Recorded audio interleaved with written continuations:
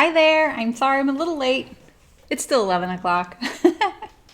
I was recording a how-to video on sewing binding. So I keep talking about that I was going to do that, and I finally did. It was all set up and ready to go. So wanted to make sure I knocked it out today. So I'm just threading my machine right now. I'm getting it switched over to a really lightweight fabric. And we are going to sew the Charlie Caftan today, which I am wearing right now. I've made two of these, and I've made both views, the pleated and the gathered. I like the gathered more because it's, maybe it's because of the fabric I used it in. This rayon's amazing. And the other one was an ikat and a woven. So that it's a little bit more everyday-ish, you know, but not as drapey. The drapey is so forgiving. I don't think I would have ever sewn this dress except that it came in my needle sharp box. And hi, Malin. And it just made me, once I tried it on, I was like, oh, okay, this is great. It's so comfortable, and I feel like, hi, Louise. Hi, Nancy. Happy Saturday, you guys. Hello, Flume. How's it going? So if you're new here and you want to chat with us, please create a YouTube account, which is called a channel. You don't have to create videos. It's just their way of making you jump through a hoop to be able to chat with us. And we really want you to be able to chat with us. So, hi, Ida. So yes, I have made this before. I kind of decided to do this spontaneously, mainly because I've had this fabric. I'm going to lighten this up a little bit because it's going to be a little bit darker. Not quite denim, at least. I bought the fabric when Spoonflower was offering a discount when they came out with a new base. When they come out with a new fabric base, they offer you a discount. It's because they really want to promote it. Hi, Olivia. So I just got 3 yards of this chiffon, and I haven't made anything with it. I have to say, I'm not the biggest fan of sewing chiffon. It does make me a little bit jittery. And you know, I may have to switch out my needle again, but it's so lovely, you know. It might be a little warm for where I'm at since it's polyester, but at the same time, I still think it's kind of light and flowy. So I'm using the lining I got in my, hi Julia, in my skirt box from Needle Sharp. I sewed the skirt last week, and I finished sewing the buttons last night on my Azara skirt. Hi, Brooke. And they look really good, but I don't have a top that's clean to wear with it because it's definitely a certain type of silhouette, so I didn't wear it today. So I will post pictures of it, or I'll wear it on Thursday.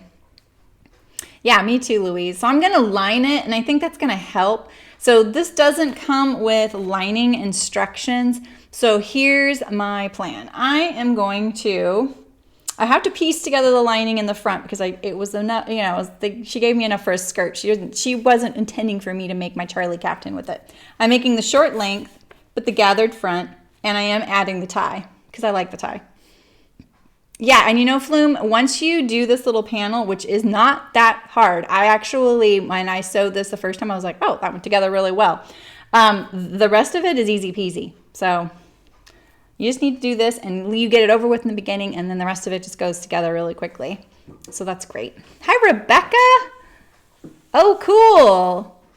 I know you want to make the tea house too, right, Rebecca? 8 yards of chiffon, Nancy. Oh, no. You have? That's a bummer. I'm sorry. So, yeah, this one, like I say, once you do this little panel, which might give you the heebie-jeebies as far as like nerves go, it's really not hard though, you guys, I promise. And hopefully I pull it off, you know. This was one of my first makes here on the live stream, and I tell you, I was really nervous, and it ended up going really well. I was like, oh, okay. So I'm happy to revisit it because this fabric's perfect, and I really wanted to use it. So here's my plan with the lining. I am going to do something kind of interesting. I'm not going to sew the facing on this because it's going to be lined. I don't need the facing. So what I'm going to do is I'm going to sew my center front seam here together on the lining and on the outer fabric. And then I'm going to sew the neckline, the lining to the outer fabric at the neckline V right here. That's it. And then I'm going to do this waist treatment here, because I'm going to treat the lining and the outer piece as one when I do it. So this is just so I can have this nice finished edge using the lining. And then when I get to the back, I'm going to sew all the shoulders together, and then that way it'll still be a nice continuous neckline. And this might be a little confusing that I'm explaining it right now. Hi, Carol. But I think I've thought it through in a way that won't be too confusing. All right, so let's see. I think I put my, yep, I got my bobbin in there. I have this little test piece of fabric, and I put a size 10 needle in my machine. My machine's probably gonna be like, what the what? Let's see. So that's a little tight.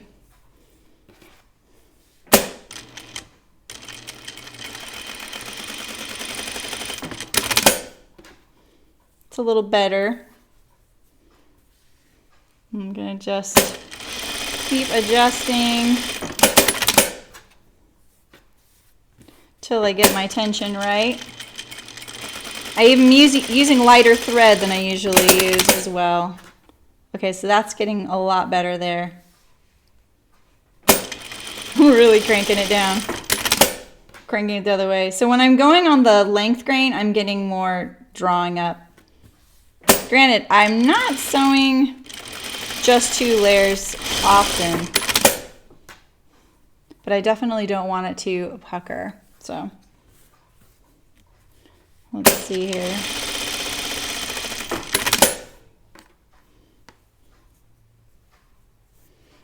Get it just right. I have 2 tension dials on my machine, but I only adjust the upper one. It's getting there. Whew. But I did crank it down once. What was I cranking it down for? Oh, all the jeans top stitching, huh? Okay, let's do this bottom one now.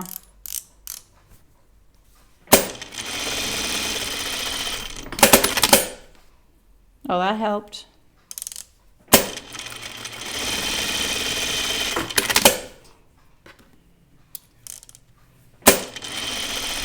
I think I'm gonna need a new piece.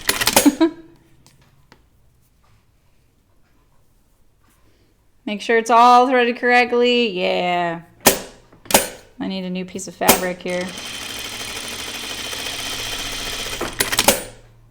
That looks pretty good.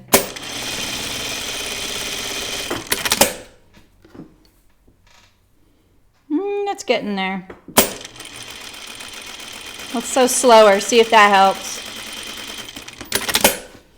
Yeah, I think so. Let me see. This is... It always helps to do this to see. This is 100% polyester, and this is Maxi Lock, which I know is available in the fabric stores. The thread I used for chicken boots is spun poly. So.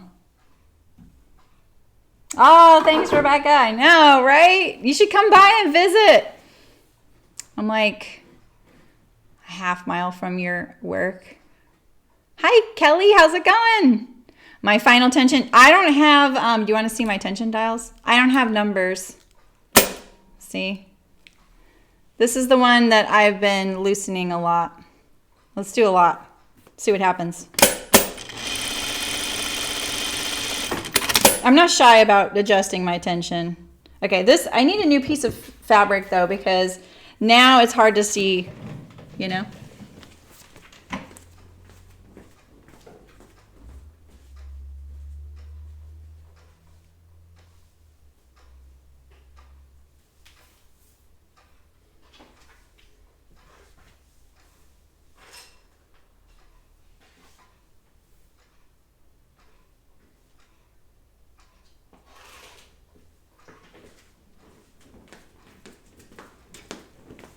Okay. You do, Julia? Yeah, you know, nice. Oh, I bet, Rebecca.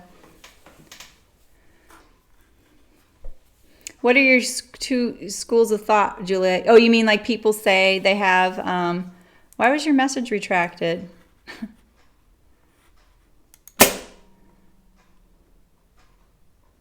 I can't see why. Maybe Brooke can, if Brooke's here, she can see why your message is retracted. Let's see here. Let's see where I'm at. Now I have a new piece of fabric. See, it's still kind of gathering up. I may need to change my needle.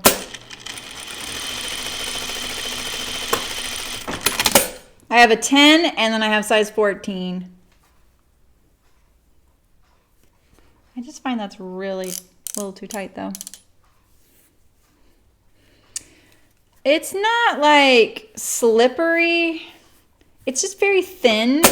I find it to be, I don't know much about textiles like you think I would know.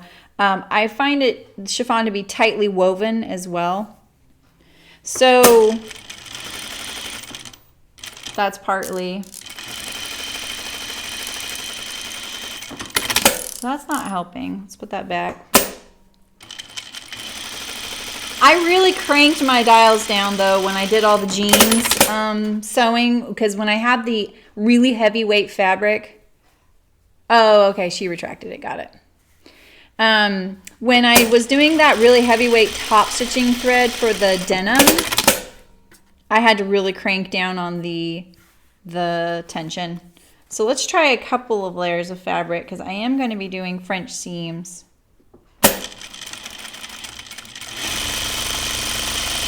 It's probably going to be fine when I do, yeah, so you see it's fine when I do a bunch of layers, but I'm not doing that many layers, you know? So, ooh, a 1930s top. Oh, cool, you got a swatch book. Is it the fabric science one? That's the one I had in college, and I still see it kind of circulating around. Yeah, Rebecca, that's funny.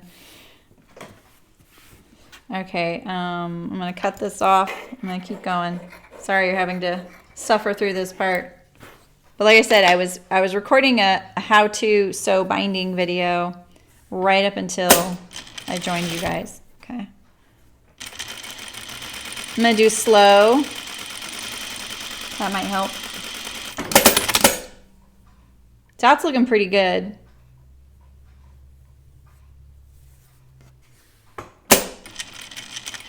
I'm going to sew slow.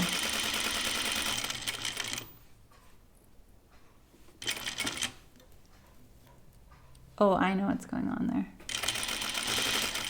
My thread has wiggled out of the tension dial because I've been twisting it so much.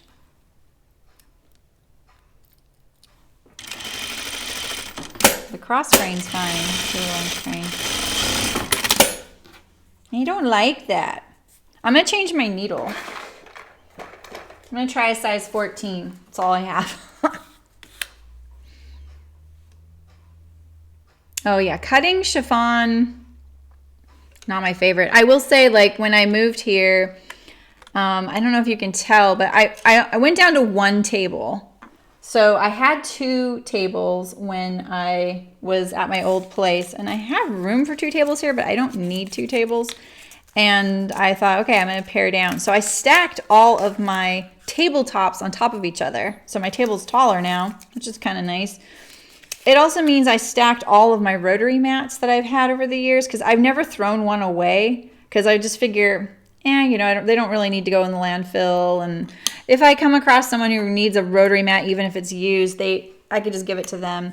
And so I just throw another one on top, you know. And I've only bought them like 3 times for the amount of time I've been sewing. Not bad. But when I moved here, since I added a table, I had 2. And the one of them I got has a grid on it. Well, the grid, right when I got it, the blue ink just comes off right away, like if I tape on it or something. And so I said, hey, you know, this isn't okay. You know, the grid's just disappearing. I don't know if it was just mine or what, but it's brand new and I never used it. They sent me a new one without the grid, and then I just threw this one underneath and just didn't look at it. Well, I have it on top now because that's how the movers put it. They thought it was my top one, and it's brand new, and it's cutting the chiffon so good. Like, none of the chiffon got in any cracks or anything. It was so awesome. So that's my long story to say cutting the chiffon was actually not so bad. I find using a rotary knife helps a lot, and weights, you know, because then it holds it down and you're pressing down with a rotary knife straight rather than lifting it up with your scissors. So, layer of examining paper on the table. Oh, yeah. Yeah, that's true. It does help the wiggling. doesn't it? Yeah, I've known people to use spray adhesive. I wouldn't do that. I'm not a big fan of this. I'm gonna crank it really back. I'm really gonna loosen it. I might try the Bobbin Tension next. I don't typically adjust my bobbin tension on my industrial machine as much as I do on my home machine. It helps a lot more. Well, at least I don't have to thread a size 10 needle anymore.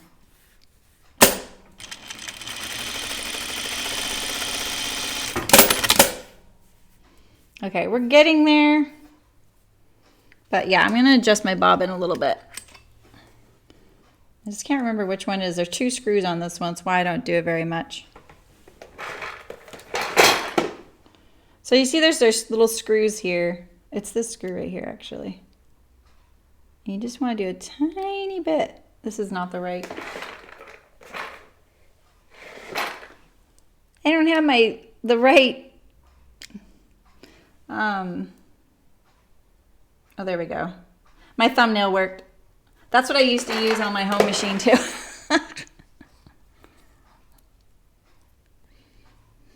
Oh man. Okay. Let's see here.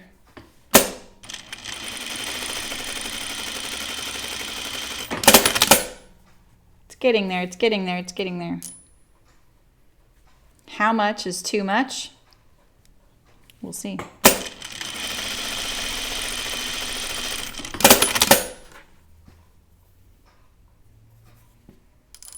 Maybe it's the thread weight.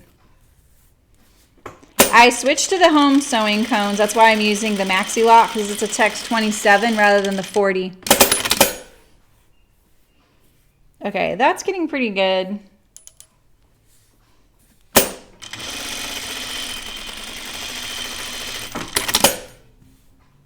Okay, I'm gonna call it right there. Do a little bit tiny more.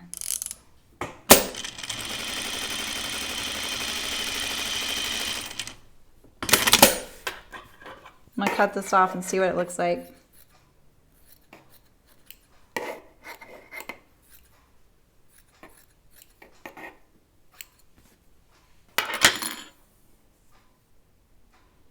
I still feel like that's a little tight.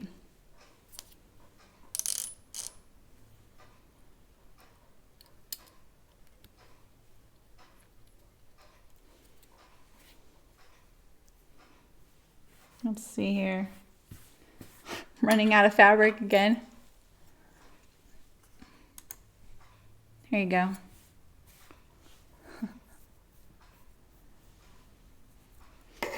You can always put them back, Ida. Just do a tiny bit and see.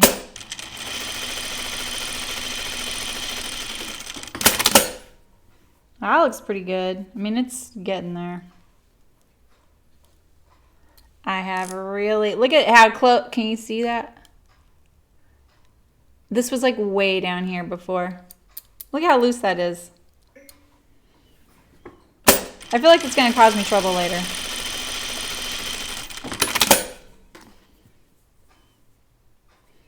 All right, I'm going to try it. I'm too scared to do too much more. Hello, Hazir. How's it going? Okay. Let's get sewing. All right, so here's our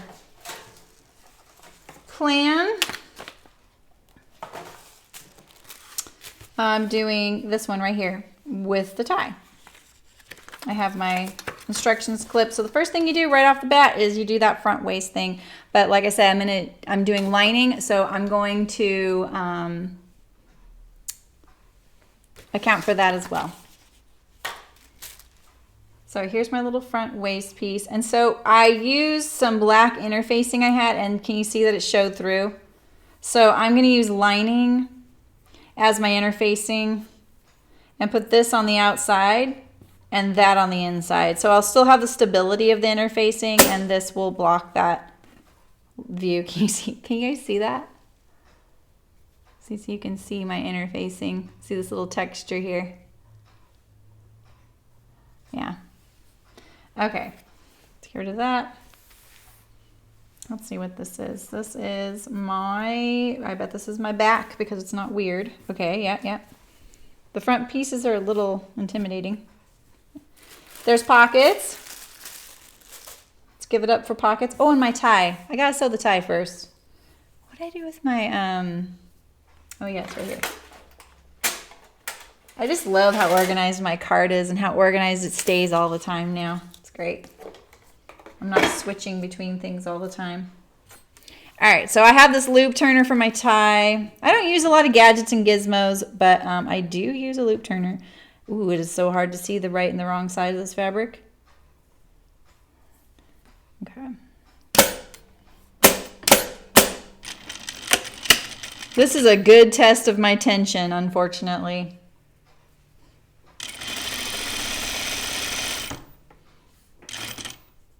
You know how I'm combating it? I'm pulling the fabric. So I'm not letting it draw up.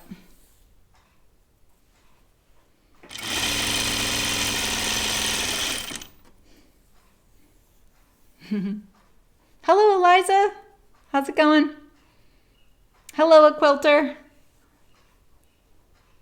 Thanks for being the resident greeter, Kelly. Okay.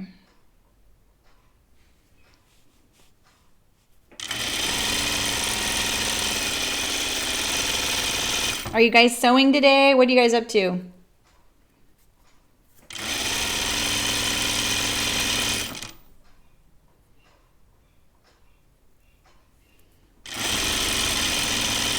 I don't usually back tack on things like this, but I did back tack on the tie because the loop turner is going to grab.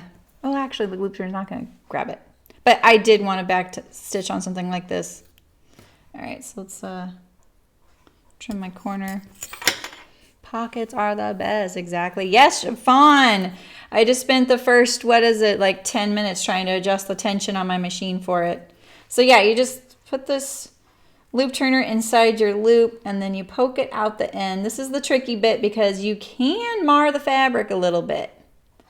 I'm not going to hide the fact that that happens. You only want the hook to go through, not the latch. There's a little latch inside here. Close the latch on it. Chiffon should be really easy to turn a loop with this thing. It's like made for it. You don't want to pull down here. You don't want to pull it off that hook by accident, and you want to keep tension on it.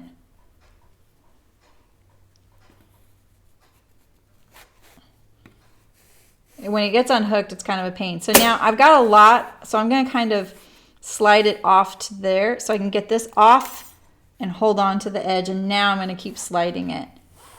It's really tempting to like start here and start like sliding, but then it'll get kind of choked up.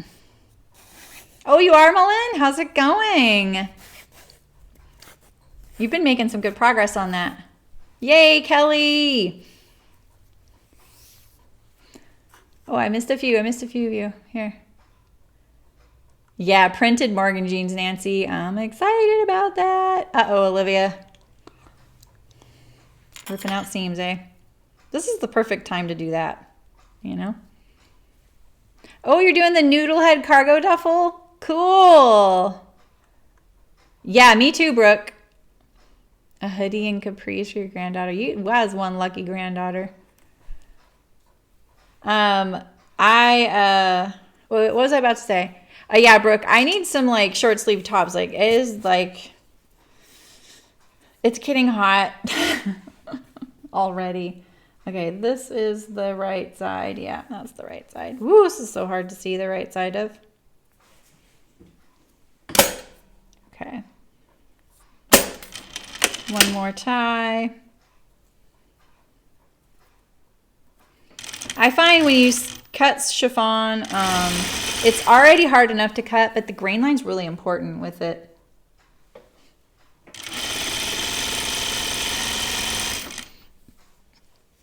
Oh, Carol, I'm with you with the weary eyes thing. Oh, Ida, you know how I feel about that step with the waistband? I always procrastinate. Huh. I'm getting better at them, though. I did pretty good on that skirt the other day. It turned out really good. I'm actually pretty pleased with it. I feel like my right on one side at the waistband could have been a little bit more of a 90-degree, you know. The Gertie popover dress. Oh, I haven't seen that. Oh, from the Gertie. Yeah, I know the Gertie person. Yeah. Yes, more short sleeve basic tops. Hi, Michelle. How's it going? Exactly, Rebecca. I know. I was like, wait, I don't have many dresses on my shelf. Awesome. And then I was like, no. They're all folded up on the shelf. Time to switch them out. My daughter was, when I walked out wearing this today, she was like, oh, I like that. Did you make that? I said, yeah. She goes, I've never seen that. I'm like, what are you talking about? I made this last fall. Teenagers. All right. One more. At least this part's not too long. It's good to prep these first, though. You're going to need them almost immediately if you're using them. Okay, so I didn't really show you the latch. I'll show you the latch next time. I want to get it. I'm trying to go between two stitches. If I can't do that, I can kind of tuck it in there. And there's a little latch. But see, it doesn't want to grab it as well as when it goes through the seam. There we go. And the latch is on and secure.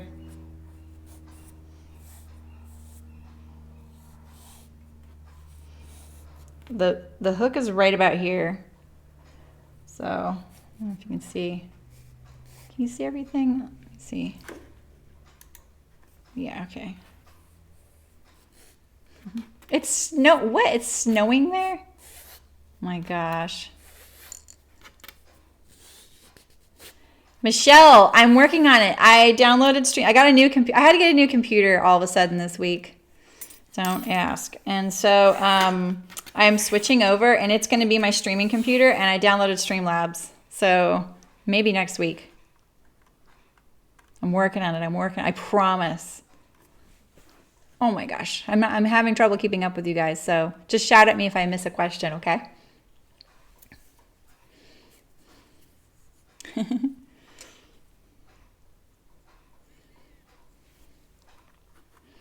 Are you more into Twitch too, Michelle? I am. Oh, nice, Ida. Another way to craft, exactly.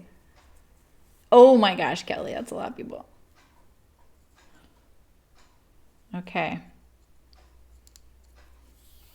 Are you asking me if I've made the jacket and blazer, jacket or blazer before? I have, but it's been a really long time. I might do that this fall. That one's pretty cute. I'm eager to see it on a lot of different people too. It'll be really inspiring to see all the different versions of it, you know? Okay, here I got my ties. I should probably iron those, I know. All right, so let's put this away. Okay, so like I said, I'm lining my dress, so I have to be a little bit creative on the steps. So here's my front. Going to sew my fronts together. I have all these pins in here right now for the waist. I'm just going to leave those and kind of awkwardly work around them right now. Do I do this first? Yeah, I have to do this first. I raised my neckline a bit, and you can see like I wear a little tank top under this. So Twitch is all Twitch is a streaming channel. That is all it is.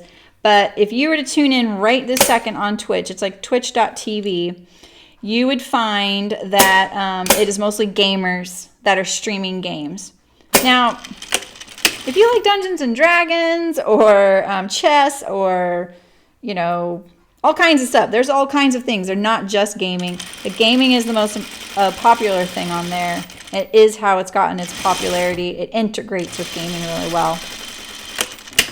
And I'm not going to force you guys to switch to Twitch, but I am going to tell you one good thing about Twitch that I forgot to tell you guys before is you can zoom. So if you're right now you wanted to zoom in on what I'm doing, you can pinch and zoom and look closer. You can't do that on YouTube. I try it all the time. I'm like, oh, that's right, I'm on Twitch. So, and there's other integrations, and that's why Michelle's really excited about it because we both like some of the features that Twitch has because it caters to the live thing. Okay, this is my back lining. I'm gonna put that there. So like I said, I had to piece together my lining. So let me make sure I don't get lost here. Here it is, here's my piece. So the bottom part of this is on the fold, the skirt, and then the upper bodice is not. There's a center front seam, and that's because you gather it. So here, this is my skirt with my lining.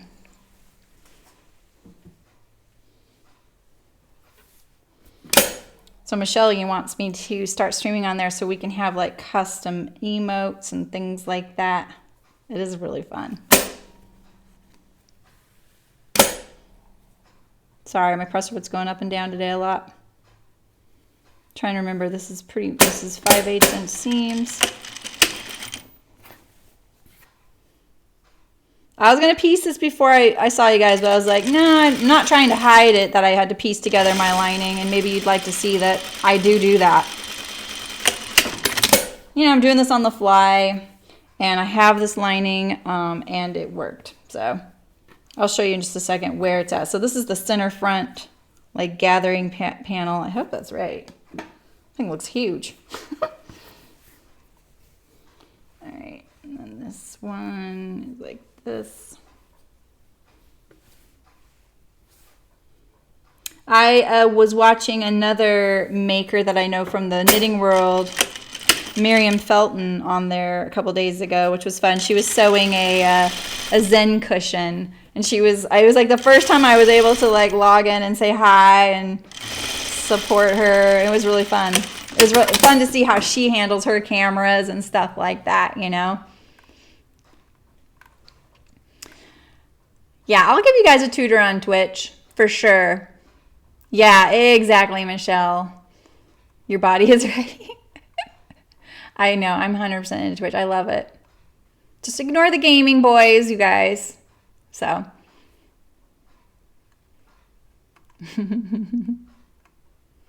Walnut pants from Waffle Patterns. That sounds so cute. Yeah, I want the emotes. Yeah, exactly, I know. Yeah, I know, Kelly, right? You can't really do that in those places because it's like a, because some of those channels have, 30,000 people watching them, and they don't want people to post something inappropriate, like links to things. Okay, so here, I need to do my center front seam. So here we go. So see, I just put a little seam right here, and this is where the opening of where the little band is. And so I just lined it up there because it worked out with my lining the best. So you don't do this this bodice seam before you do that in the instructions, just so you guys know. I'm having to do it because, like I said, I want to line my bodice. Obviously, this is a really see-through fabric. I don't have a slip pattern, otherwise I'd probably just do that. And it's really nice when it's just all in one,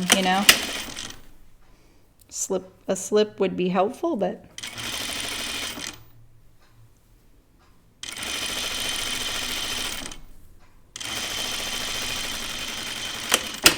so Twitch caters to streaming. The thing with Twitch is that the video uploads, but I think it's only there for like a month. So Kelly, you can post pictures in Facebook. I think you're in the Facebook group, right? And for some reason, the Facebook app is not working at all on my phone. It's just spinning right now. So I'm going to log in the computer today, check out what's going on there. So I'm sorry if I've missed anything. I accepted a few new people in there the other day, but I haven't been back. Okay, so I'm going to, so here we are. I have my waist thing pinned right here where I need to do the pivots. I'm just going to leave that right now. So here's the bodice, the upper bodice. I don't know if you can see this. And I'm going to sew this V-neck to my lining here. And then I'm going to treat the lining and the outer fabric as one for the rest of the sewing. Kind of a bit unconventional. I trimmed my seam allowances down to 1/4 inch. And also you see my lining is shy of my sleeve. because my sleeve is going to hem right over it. That's how I got away with using such little lining fabric. I did a few little things when I cut it out, you know. Sailor pants. He is, Brooke. Look. I got one of his pops right here. Yeah, there is. It's a really small Facebook group, Olivia. You are welcome. Please join.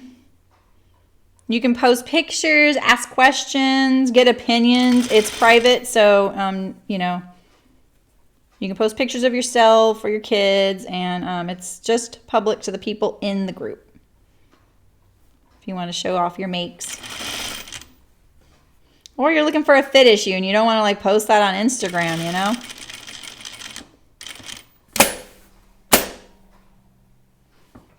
Ooh, this fabric is wiggly. Yes, So Life Sews on Facebook. Exactly. Thank you for posting that. I know, Eliza, exactly. So I think what I'll do is when I stream on Twitch, I will stream on YouTube at the same time. And we'll just see what happens. It might just be me and Michelle in Twitch. Maybe Brooke. And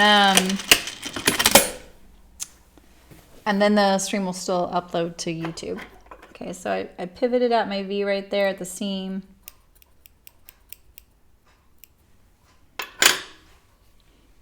And I'm gonna understitch this now before I have it permanently to the inside of the garment.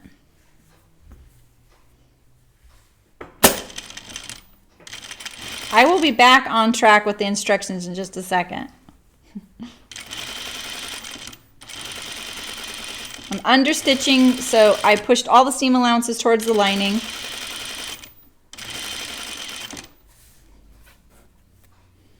I'm going to pivot at the V. How's the lighting, you guys? It's a little dark for me, but it might not be for you. Would you like more lighting?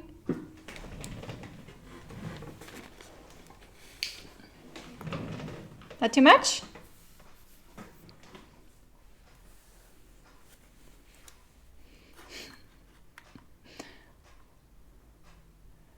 You watch streams? Oh yeah, I totally watch streams to relax. There's one. The guy is a little bit like mopey, and he kind of makes me sleepy. And one time I was laying down because I wasn't feeling good, and I just put a stream on and I fell asleep instantly. What does that say? I hope no one finds me that boring. Okay, so here is my V. Okay. Let's see what I got going on in here. All right, so there's my hole, right? That's what I'm going to gather up right here and put across this little band. So let's line all this up so we can treat it as one. Chiffon, man.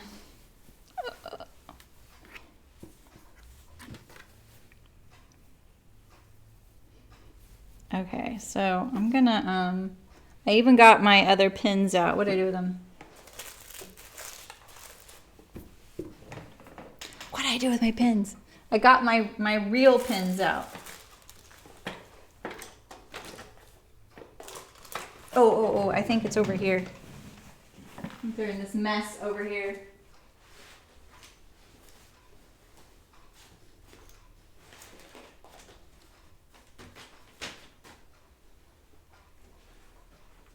What do I do with my pins?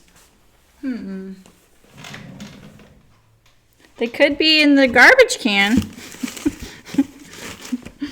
I don't think so, though.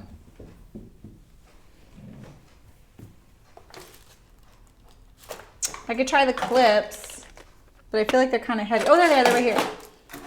Okay, so usually when I'm using those pins, these right here, these are really heavy-duty quilting pins. And they kind of slide out of the fabric. Yeah, there will be, Michelle. It could be the after dark version of the stream.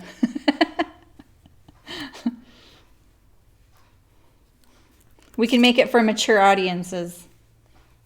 All the sewing, swearing.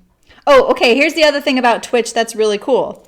You can clip it, which means that say you want, so this happens in gaming a lot where something crazy will happen in a game and the streamer will be like, oh, can someone clip that? And a viewer will press a little button in Twitch and it clips like I think 30 or 40 seconds of what just happened. And then they can review it and they can look at it over and over again. They can post the link in the chat and everyone else can see it too. But you can also rewatch that over and over again yourself. You can just have the clip. It goes to a browser window. And so you could watch something over and over again, which is kind of cool. And I was thinking like, Michelle, we could have a pair of scissors as the symbol for clip it, you know, for the little emote.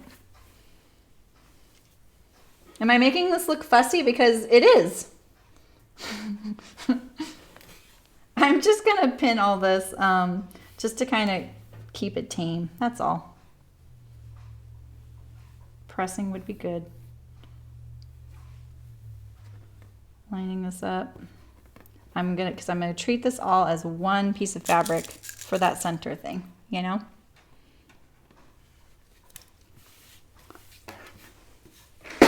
I am on Twitch as So Live, so you can follow it already if you have an account. Now on that one, it's a lot easier trying to unlock things, but I don't know the parameters like I do YouTube. And I'm still learning YouTube.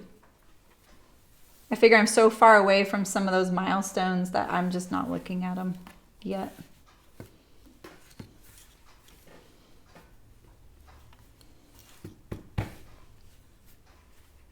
I was really careful when I cut this so that I wouldn't get any weirdness in the torquing and all that.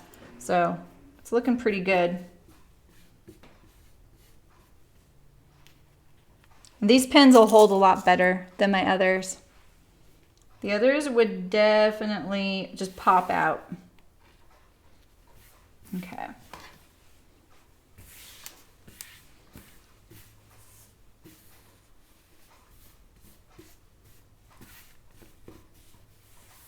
Rebecca, I haven't missed a Sew It Club, have I? I've been watching for it. I'm hoping I didn't miss it. Rebecca's the host of that sewing club I told you guys I went.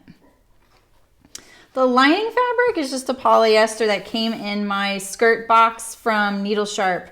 You know that Azara skirt I made last Saturday and a couple days ago that I finished on Thursday? That came with this lining as for that chambray skirt, and I didn't use it. I used that stripe with the floral. So it's just what I had, and that's why I had to piece it together because I didn't really have much. And I decided to sew this last minute like I do everything. Okay, it's getting time that I need to deal with these right here. I probably should have started already. All right, so all my little pins, I'm going to poke them. I poke them in where I need the marking. So I'm going to let them all go.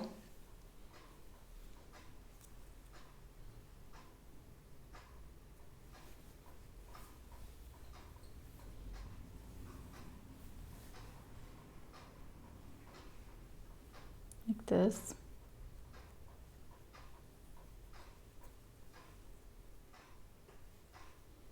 I can pull them apart like that. These pins are so much better. All right, now I'm going to reestablish them. I always know that where my pin went in is the mark that I want to follow. Okay, so I'm just going to stay stitch this, but I need the black behind it to do that. Like this.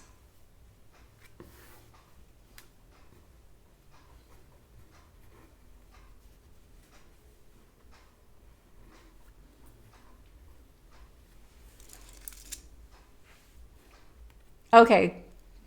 I mean, I'm sorry to hear that, Rebecca, but I'm glad I didn't miss one of the meetings.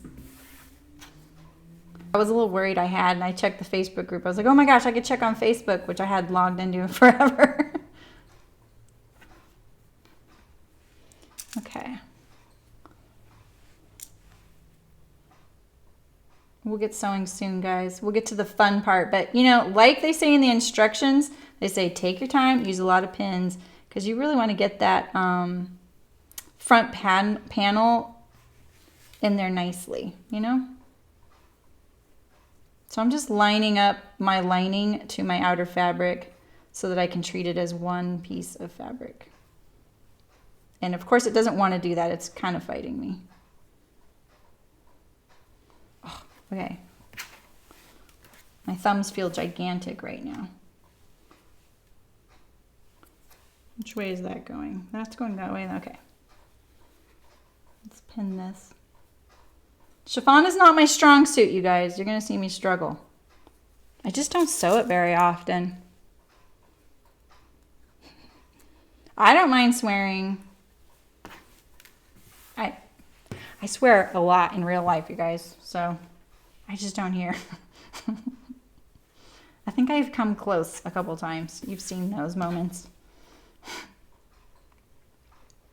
But like if you go to Mim is Making, Miriam Felton's channel, she likes swearing and she wants it to be as creative as possible. So there's that. You might like that, Michelle. All right, I'm going to pin this right here and see if that's the right spot to make this behave.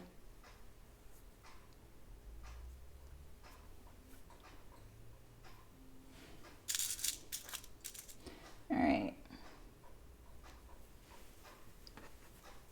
Look at that lining, man. It's just like getting so thready. Look at all that. Kind of a bummer.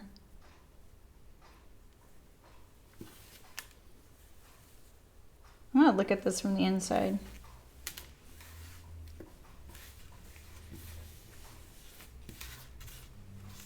It's a little easier to see. Let's see.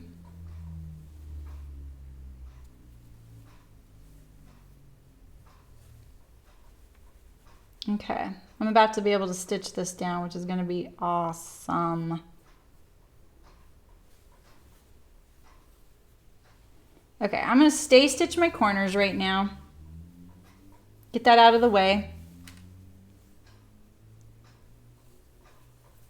Did I really lose? Did I take those pins out? Oh my God, did I really take those pins out? Okay, I didn't take them out over here. So let's stitch that. So it's a 5/8 inch seam around this thing. So one way to not get too confused and overwhelmed by this little opening, because see, there it is. See, there's the little rectangle opening. I'm sewing from the inside of the garment with the garment inside out right now. Okay, so it does look a little confusing probably from your view. I just know what it is. But you can see there's my little rectangle right here. See it? And that is at 5/8 inch seam. So I can just look at my guide on my throat plate. Oh God, I'm losing that pin now. And I can use that to get my positioning correct. Because that pin fell out, I can do this.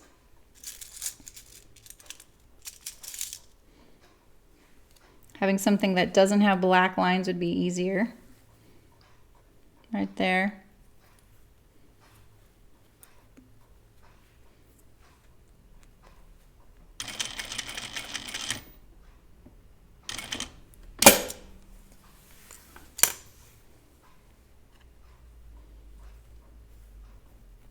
Okay, I'm pivoting.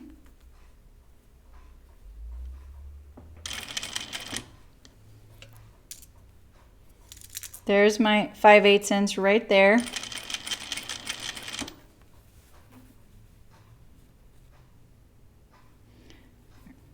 This seems really tedious, but the thing is, I just really want to set myself up for success. I'm going to pivot and see if I'm at about 5/8.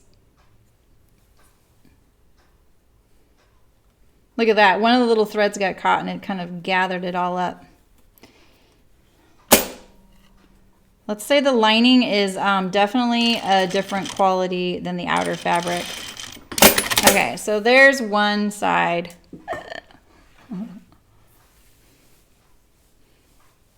Oh, I might have, Kelly.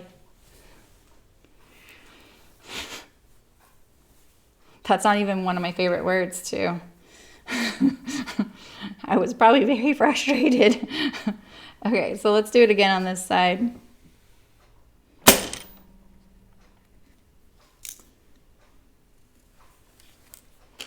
Okay, so now I'm going to line that up with the rectangle, which is the bottom. That's the bottom. Okay, so I just want to make sure my seam allowance is being pressed down for that piece I pieced together, which you wouldn't have to worry about, but I am. Okay, there we go. So I'm going to pivot and see if that's 5/8. Yeah, that's good. Okay, line this up. You would need to reinforce the corners even if you didn't have the lining. Mine's just really fussy because I added this lining. And I'm trying to make it so it won't be fussy. That's why I'm doing this.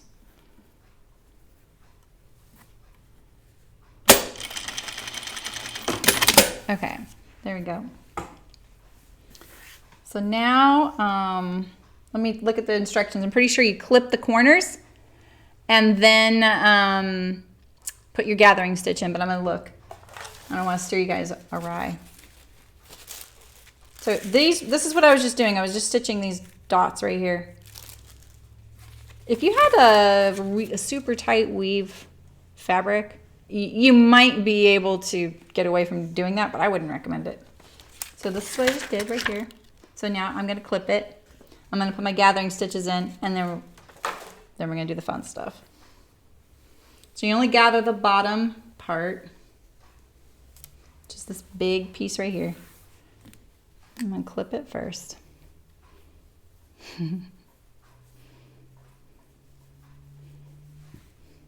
Unless you talk about your card playing.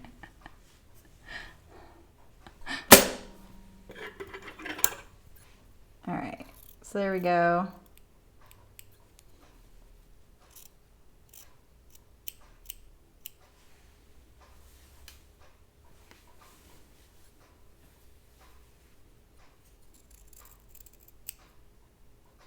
You want to get right up there, like all the way. You can't be shy. You have to.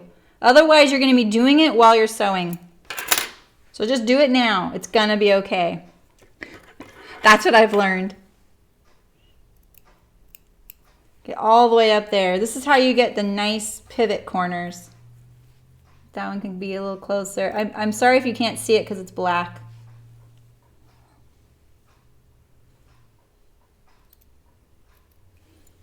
All right.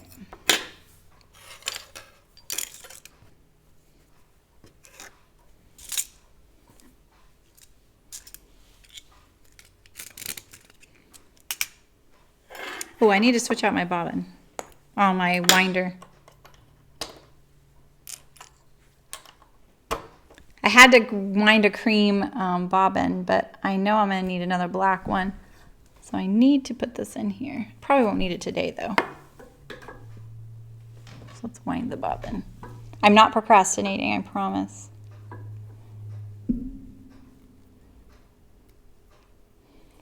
So Thursday we talked a lot about the sew along that we're planning in May, and we're going to do the Amelia, no, not doing the Amelia, we're doing the Calais shirt dress and the tea house dress.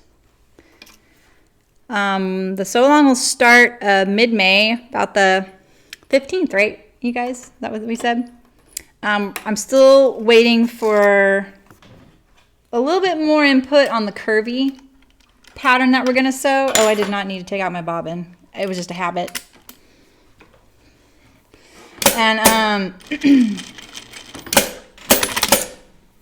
I'm going to just sew a couple of the others that people wanted. I'm definitely going to sew an Amelia. I really like that pattern, and I want another one anyway. So I know people voted for it, but it didn't make the top votes. So that's okay. I'm going to sew it anyway. So this sew along is gonna be really casual. It's not gonna be like the mountain view where we really pull out all the steps as much as possible. You can do this whenever you want. You can do it when we're doing this. I'm doing the stream. You can do it after the stream, whatever you like. I'm just gonna stitch this down in a couple of places because remember I'm using this lining as interfacing because my interfacing was not appropriate. Okay, this looks a little wonky. I know. It'll be fine. All right, let's put our gathering stitch in. So when I do things like this that have this like big pivot here, I kind of want to straighten this out as much as I can to get that gathering stitch in right there. I'm going to take it. I'm not going to actually open up my stitches too big, and that is because I like my gathers a little tight. Like I like the little scrunches to be like smaller. And think of it this way. If you had a big stitch and this amount going together, you have like a bigger tuck being made, right? So if you have smaller stitch length, you can have nice, small, petite little scrunches, right? And little tucks. And so with chiffon, you have a lot of options. You really don't even need a basting stitch to do it. So, and I feel like I like the tighter tucks personally. And 2 rows of gathering stitches gives you a nicer looking gathering stitch. And I used to skip that. I used to always skip the second row because I wanted to just get to the sewing part, right? And I didn't need that second row, you know? But the thing is, when you only have 1 row, what happens is, okay, I need to remember to pull out my thread and then clip because mine automatically clips a really short tail. What then happens is the gathers are a little bit this way rather than straight up and down. So 2 rows makes them tidier and just more parallel with each other rather than them being a little bit wonky. I know you know what I'm talking about if you've ever gathered anything.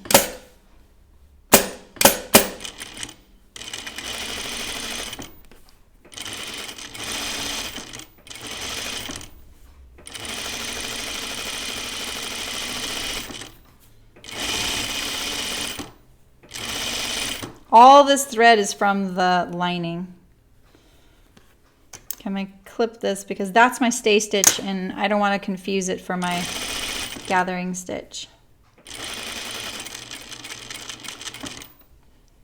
You want it to be on the inside of the seam allowance as well.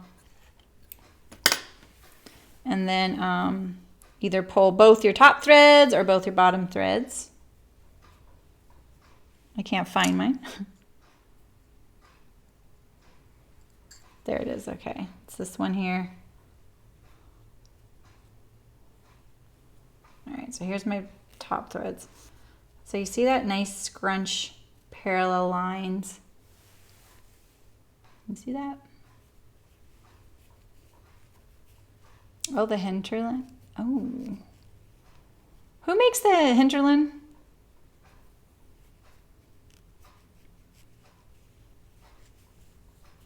I've been thinking about this curvy thing a little bit, and I really hope when some of the other pattern companies start adding more sizing that they label the sizing really clearly so it's obvious that they have more options, because I really want those patterns to be really successful. I don't want them to add that extra sizing and then them say, see, nobody's buying it. You know what I mean? Because they're not known for making those sizes, and so they're going to have to do a lot of marketing about it. And so, I actually don't think they should label them curvy unless that's what the curvy population asks for, because it's just another size. You know what I mean? So I think that they should just clearly mark their patterns in the top corner. Oh, so liberated, that's it, yeah.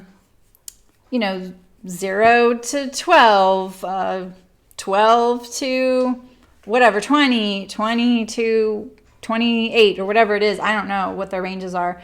Or by bust sizes or something like that. I don't want them to call lower size range misses or Missy, and then the upper curvy. I just want it to be another size, you know what I mean? They're not going to listen to me, even though I have that kind of background and knowledge, because no one knows me from Eve, but I hope that that's what happens. I really hope that they label them really well, show the inclusivity across their whole size line. All right, look how nice that looks. When I was learning sewing, sewing patterns came in 3 sizes at a time, you know? Yeah, right, Nancy? Yeah, like, you know, like it would be, you would have to get the 0 through 4 or the 6 through 8, you know, or like 6 through 10 or something like that. Do you guys remember that? Yeah, I wasn't sure if the hinterland. See, this is the other thing, is like I want to know what is the most inclusive size range too, you know? I want to know what that number is. I'm curious. All right, so let's see. I want to see how they say to do this. I really want to show you guys how they show to do it so that I don't do anything different. Okay. Oh, I need my ties. My ties. I think I almost forgot these last time too.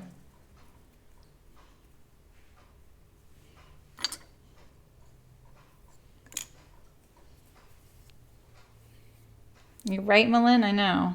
And I don't like the term plus either, but I don't feel like this is for me to determine. I just want to make sure that it is a success, because it will be. The average size is not what they're making sizes for.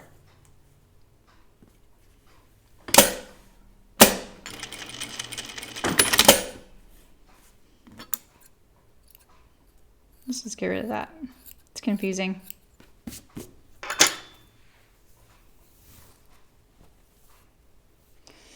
That's my soapbox for now. Yeah, and they were $1.50.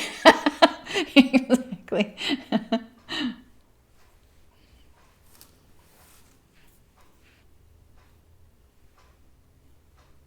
So one thing to think about when you put these ties on is, yeah, I know I should have pressed them. I don't want to hear it right now. Hi, Isabel. I know, right? I know, it makes me feel old too. I remember being like, it is, oh, I was wondering that, Julia. The Myrna is really cute. It is saucy. I think that's a good one. That's the seam work, right? Or Colette, whichever one it is. I can't remember. I think we looked at that the other day. One thing I want to note is if you're putting your tie on, if you don't want this little seam to show on the outside, put it kind of up a little bit, because it's going to go like this. This is how your tie is going to go, right? So this is, we're looking at the wrong side of the tie right now. That's just my little tip. Of course, it's trying to push it away. So there we go. So there's my tie. And yes, they're going to get in the way. All right, so how do they do this?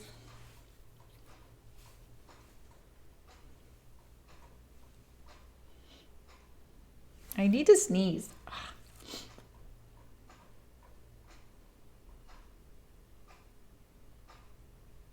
So I'm trying to see how they are doing this from the, okay, so they're doing it from the inside of the garment, not the panel. That's what I wanted to know.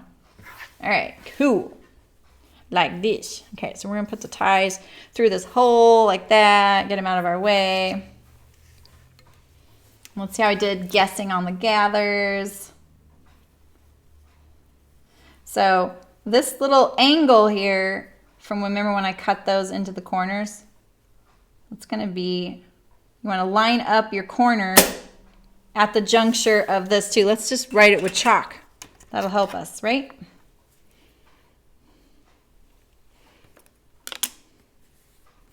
Oh, they are? That's awesome, Brooke. I didn't qualify for the surveys. I was at the very low end and didn't make into some of them. So I didn't take it. I didn't want to take up space in those surveys. And I am really glad to hear that, because I just want to make sure that they're successful, because they should be. There's no reason they shouldn't be.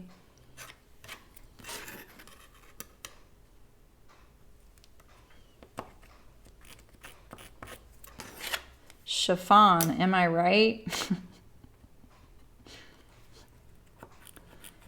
We're back. Remember when Jeremy sewed chiffon for the first and last time on stream? Not a fan. You like the multi-size, Carol? See, I've been wondering, like, I was thinking, like, okay, if I were doing this now, what would I do? Would I do anything different? You know, like if I were making patterns for sewers. And I'm not thinking about doing that. I'm just, I just think about this because I've been in this industry for a bit. And I felt like the multi, the patterns that had like only 3 or 4 sizes in them, and then, you know, you had to buy multiples if you couldn't find, if you straddled them. I didn't think that was great. But I feel like they could have straddled more. You know what I mean? So you could have like 0 to 6 and then maybe 4 through 10 and then, you know, 8 through 12. So that straddled 2 sizes on either end, because then there'd be less lines to cut, you know? Denim does behave, right? I like the wool. It's like quilting cotton. I love sewing quilting cotton, but it's just not good for clothing. Yeah, exactly, Malin. I know. You need a few sizes. Okay. This chalk's not going to last. Now I'm procrastinating. Okay. Oh, I should have marked the middle. Mark your middles. Learn from me. Mark your middles. It'll be nice and useful, because it's really a bummer when you get to the end and you're like, oh shoot, I have all this extra, and then you shove it all into the left side and you wonder why your dress always kind of swishes more to the left. I can kind of see this fold down the middle here is my center of the skirt. Let's hope that that's the case. Okay.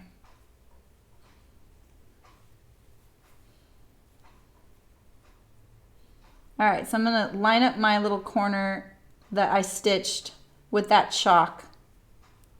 And I'm just gonna start sewing this, and then I'm gonna adjust it. I'm also not gonna start in the corner. I'm gonna start a little bit away. I don't like starting in corners like that.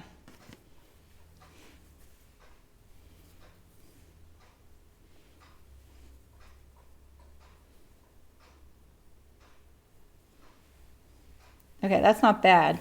I actually got the gathers pretty good. Let's get all these little threads up here. Where's my, I think that's my center, right? Wait, is this is my center fold right here. So let's pull this a little bit towards that little divot. There we go. And then I want to include all of the stitches of my gathers in the seam allowance. So I need to stitch just to the left of them. And it's really dark. Can you guys see? Can you guys see okay?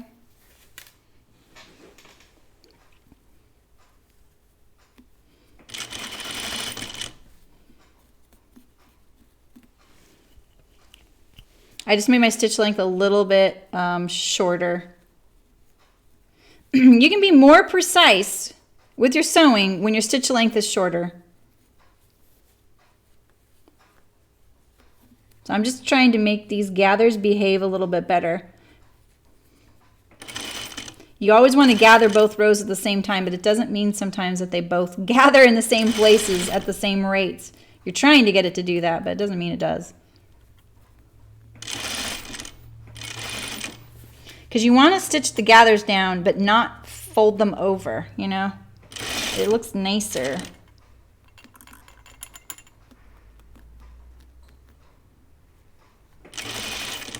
All right, so here I am getting to this corner.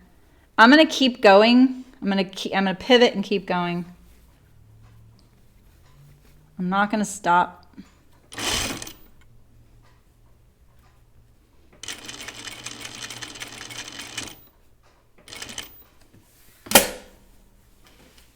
gonna pick this up, move all this way.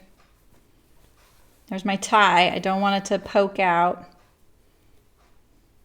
Now I feel like I got a little bit shallow on my seam allowance on this edge, so I need to stick with that now.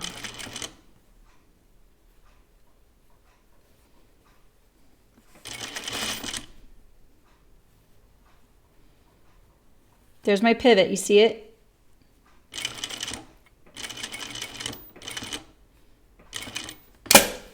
Okay.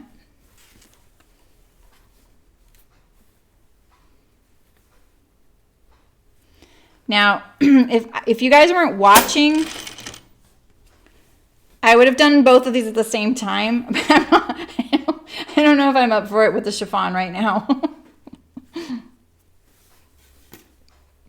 I couldn't do it all the way around like that, but I could at least do a couple of the sides. Okay, so there's my center seam, and there's my center notch. Beautiful. That's what we want to see. Let's get rid of this pin right now.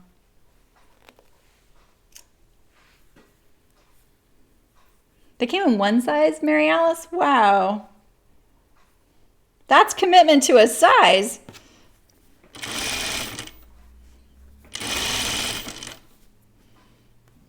Okay, so this is when it gets dicey, when you get towards the end here. Paying attention to my corner the most. So I lined it all up.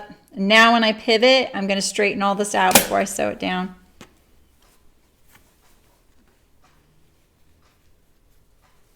And remember, I didn't start in the corner with this, so I'm still going to have to pivot when I get there. Where's my tie? Oh, there's my tie. It's right here.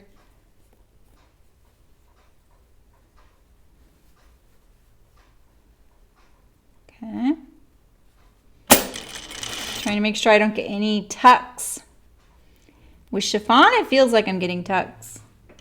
It is so hard for me to see on this black.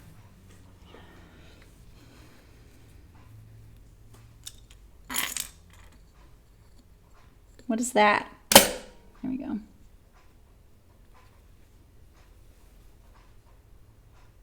I'll straighten it out just a second so you can see better. But you can see that better? Okay, I got my corner lined up, I think. I cannot see. The black is so black. Okay, now I'm going to pivot and meet up with my original seam. I think that's it. Is my original seam? Yeah, I think so. Okay, let's see how it looks on this side. Oh, I caught my little bit of my seam allowance in there. It's going to go into that spot. So let's just look at this. Let's fingers crossed, everybody. Carol. Oh, I don't know. I don't sew much different. I'll take that. What do you think? I used to cut a lot more corners before, you guys, but at the same time, I also know the value of not cutting those corners, and that the garments I'm making now are in much better fabrics. The fabrics are so much better than you guys. Like, they did not used to have garment fabrics at the fabric store, and they have nice ones. And so they're worth doing these details on, you know? And also, I'm not like 24 and I want a new skirt because I'm going out tonight, you know, and I need to sew it like that. So, yeah, this looks pretty good. I flipped my, oh my gosh. Okay, so I was really careful and I put my seam down, and then I ended up putting in the band upside down. So don't do that. It's not a big deal. It's just, there you go. There's my mistake today. Okay, the corners look pretty darn good, because once this is, well, that might not be okay. We gotta check that. Once the seam allowance is towards the band, like this, it's gonna help. I'm just trying to make sure I don't have any weird tucks or anything. That was a lining thread. Let's see what's going on right here. Is that my start and stop? Yeah, it is my start and stop. I can always tell. I can always tell where my start and stop is. I'm really picky about that. I know, huh? I'm not sure I'm going to take this out. I am going to take this out. I do think it could be pulling. And if it's not, it's okay. Fixing it's going to be fine. Let's not cut the outer band. Right, exactly, a quilter, exactly. And you know, I don't need to be fast at this, you know? Oh, I just unthreaded my needle. Womp womp. I'm trying to remind myself why I started this stream. I don't really want to speed through things. I don't want it to be boring for you guys though either. I don't want it to take too long, but at the same time, like, I really want this to be more about a place where we talk about things and how to do them, and then just nerding out on that part of it, you know?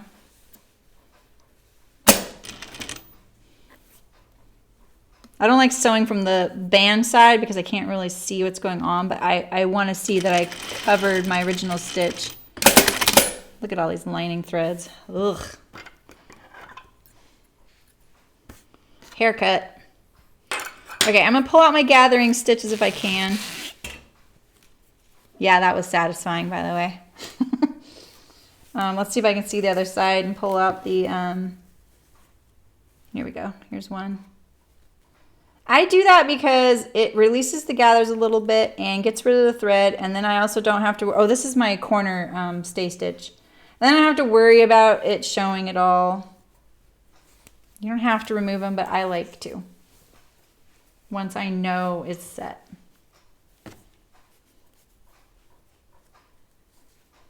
Here they are. That's them right there.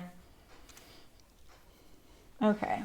So I'm just looking around, making sure there's nothing else. So we were going to look at, what was that spot we were going to look at? We were going to look at a tuck in here somewhere. This one right here.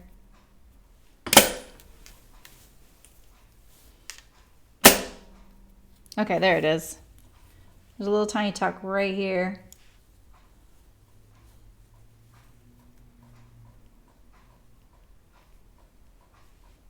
It's really hard to see.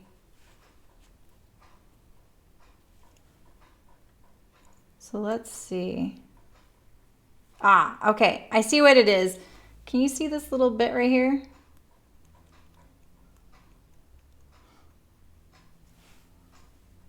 Yeah, we could do that a little bit. What do you think of that? So this right here, you see that? A little bit of the garment slipped in there as I went to stitch it down. So I'm going to fix this, but I'm going to tell you, this could go bad. This is when things kind of go, oh shoot, I shouldn't have fixed that, you know? But we're going to fix it. Am I taking out the right stitch? I might not be. There we go. So now I'm going to pull the garment.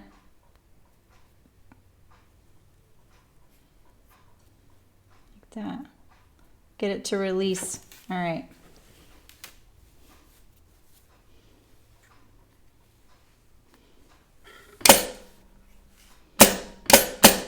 I could use more light. Okay, so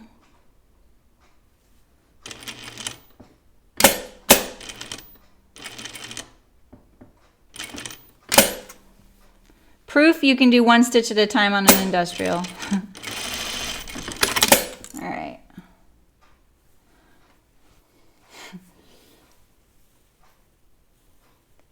Yeah, it's okay. I'm going to it's not straight, so it's looking like a bubble. So this is what I'm going to do.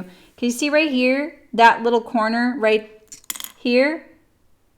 I moved I kind of rounded it. So I need to go straight. I need to line up with this stitching right here.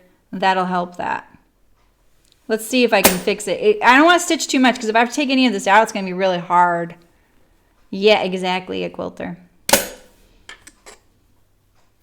I just want to see. I can't see it very well, so let me see here. Yeah, I'm going to try and straighten that out without getting any tucks.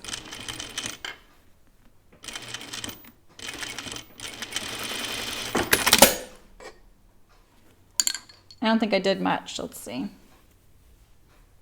Oh, that's not bad.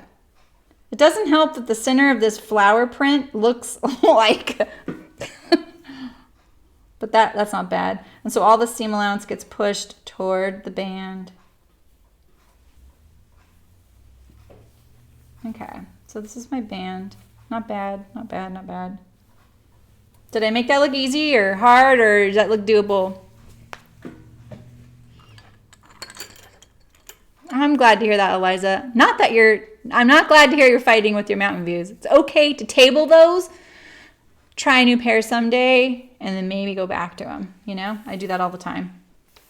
All right, so now to just put in this piece here. So I like, when I have a piece like this that I'm trying to line up on the seam, I like to sew it from the side that already has the stitching so I can see where my stitching already is, because you don't want to accidentally go onto the other side of the garment, you know? And you know, if you want to, like, I don't want to say cheat, but if you want to like set yourself up to not have an issue, you don't have to stitch on that seam line.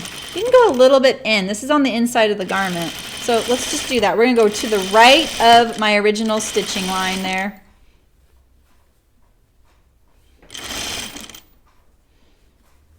Mostly you hand stitch this piece.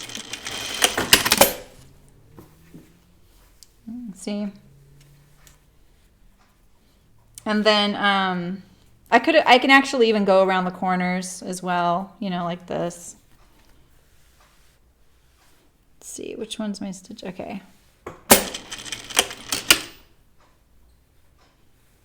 The more you sew, the more precise you're going to end up having to be, though. So I'll just do a little bit. And then in front of the TV tonight, I'll probably hand stitch it down along the bottom seam. Yeah, I hand sew. I don't know. I need to figure that out. I still need to get it printed. Oh, we were gonna go. Shoot. I have been distracted this week. When I had to get a new computer, you guys, I was a little like, great, you know. So now I'm trying to set that up at the same, without disrupting the stream. I'm gonna get rid of this funker. Oh, that was my all. I'm gonna get rid of these little pieces right here. My dress up here. So I forgot we were going to go over printing those. We'll do that on Thursday. So we'll set ourselves up for the sew along on Thursday. It's casual, right? Okay, so I'm gonna do this right sides together, but from this side. I don't know what fabric. They've got some good stuff, some new things at the fabric stores. I'm gonna go check out.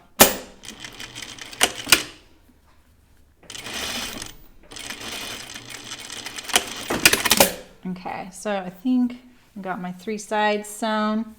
I'm gonna clip my corners here. I'm actually not gonna, you know me, I like to trim all this stuff down. I'm not going to, because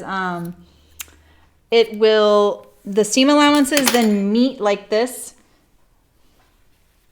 in the middle of the band, and it fills it up nice and makes it an even thickness, you know? Yeah, I'm gonna hand stitch it. Okay, watch. Can you see all this? Okay. So I just turned it right side out.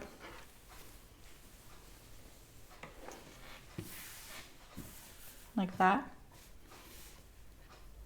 And then you put this under and hand stitch all this down. Like that. Get rid of all the threads. My lining has a lot of threads. Like this. Okay, so I would fold this back like this, tuck it in there.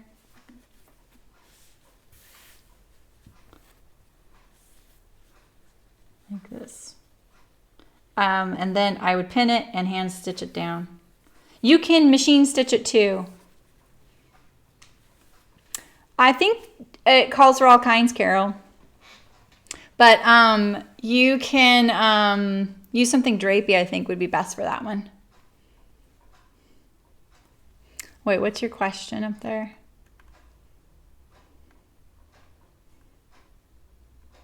Yeah, right, Julia? Yeah, so I feel like I've kind of got the hang of what silhouettes my body fights to wear the best. Anything drapier is better on me. And that's because I'm not a really slender person. I have curves, and I'm not plus size or curvy size, using the terms people are using right now. I'm usually a 10 or a 12. And I find that, so I'm a little lumpy, you know, so I find that the drapier stuff is better because it skims and it doesn't get hung up on my body as much as something like a stiffer fabric, coarser, you know, like cottons and things like that. Yeah, so the callus is light to medium woven, but if you look at the hashtag and you see what people have made it in, the ones that look the best are the ones that are really drapey fabrics. I'd pick something lightweight that's garment weight, or something that has a lot of drape to it. And talk to the fabric store. Email the fabric store if you're doing it online. Like I buy a lot of stuff from heartsfabric.com, and I will email them and ask them. I've asked them to even send me pictures of two fabrics side by side to see if they match each other. Yeah, so all right, so that's what I'm gonna do. I'm not gonna pin this because the pins are just gonna poke me all the time when I'm sewing. Okay, so here's my front. Oh wait, we need to check to make sure we didn't catch the front when I sewed that little thing on. Did I right there? Oh no, I didn't. Phew. Okay, I thought I did for a second there. It's because their corners aren't pulled out. I call this a success. Okay, so let's continue with the back. And we're gonna sew the back neckline first. Lumpy. I feel like I'm lumpy. I hide it well. I went to fashion school. I'm a pro at that. I'm very lumpy right now. I'm so glad watermelon's back, or it better be back. I'm going to go to the store today and look for watermelon because I live on watermelon in this time of year. I'm going to go for my record this year in eating them. All right, so here's my neckline. Because of the way I did the front, I'm going to sew this neckline first. So I'm sorry I'm not doing this like the pattern with the facings. If you guys scream at me enough, I will make one with the facings. I'll make another one of these.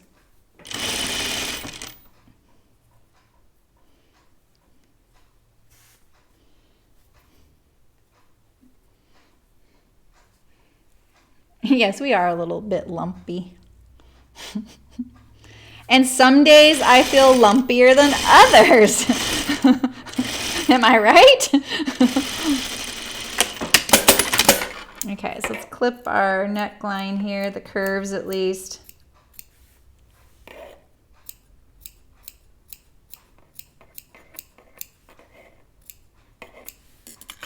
All right, and then I'm going to understitch it.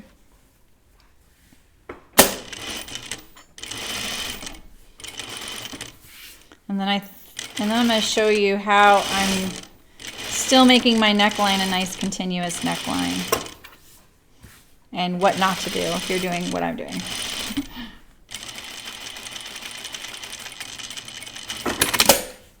Okay, so here's my back neck. All right, so because I lined it, there would be the very strong desire to just sew your shoulders together, right? Treat this all as one. And then sew the shoulders together. Right sides together. But then you would have, if you just sewed these together like this, then you would have this. You would have this raw edge there that might poke out. You could overlock it. You could French seam it, but it's a seam going into your neckline. And I'm not okay with that. So what I'm going to do instead is pull it apart and just sew the right sides together of each piece. So just separate it like this. I don't have to finish my seams because they're all encased in the lining. The lining is my finish. Oh, 5/8 seems so huge for chiffon. Am I right? Oh, I thought I was sewing on. Okay, so now when I get to the shoulder here, the neckline, I mean, I want to line these up as best I can right here. At the seam line, not the cut edge.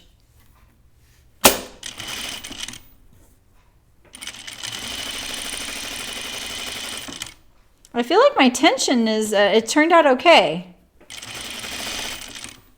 Because now I'm doing a single layer, you know, putting it to the test.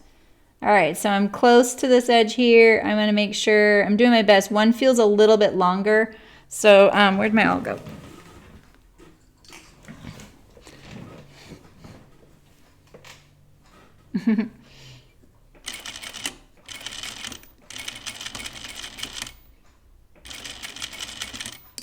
Okay. And now I line up the lining shoulder.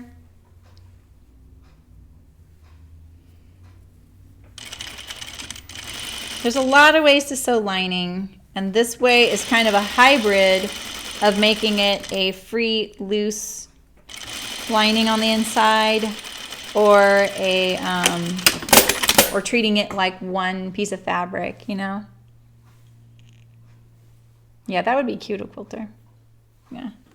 Okay, so now see, here's my shoulder, and I just fold it to the inside like that. Oh, not too bad. It could have been better right there. You see that? I'm going to open up this seam here. Like this. Fold it along there. I need to start pressing. I need to start pressing. Let me sew my other shoulder and then we'll start pressing.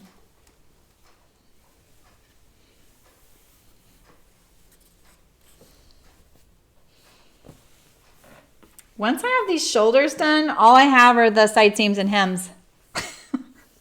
See, this dress goes really quick once you get past that little, you know, the nerves of the waist.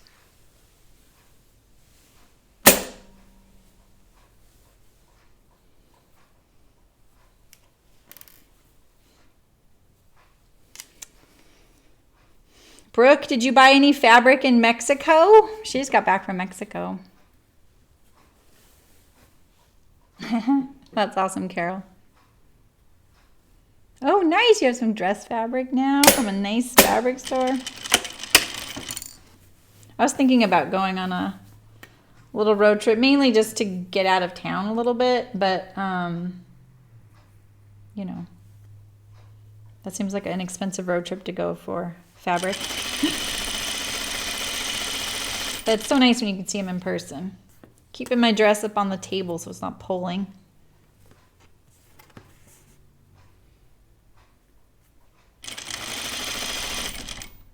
Okay.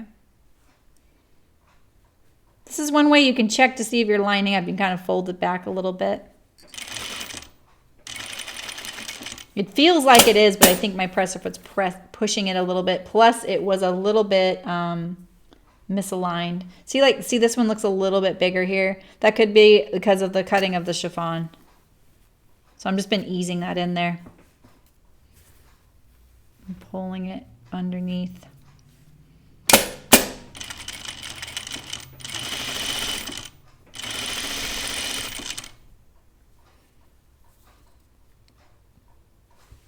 Oh.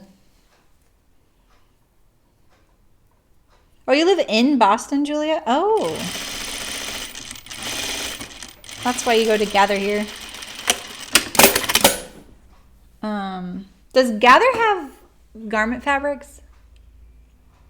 Oh, yeah, that's awesome, Brooke. I bought one too. I was going to make mine into a top instead of a dress. It's sitting up there. You want to see mine? It's up in the, let's see, it's that corner dress, right? I cannot do my finger properly. Okay. All right. Let me turn on the iron. See how the iron cam looks today. It's always a gamble. Oh, not too bad.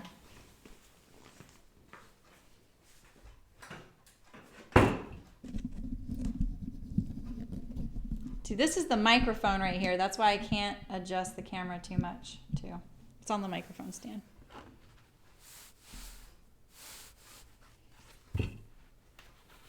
Looks very bright.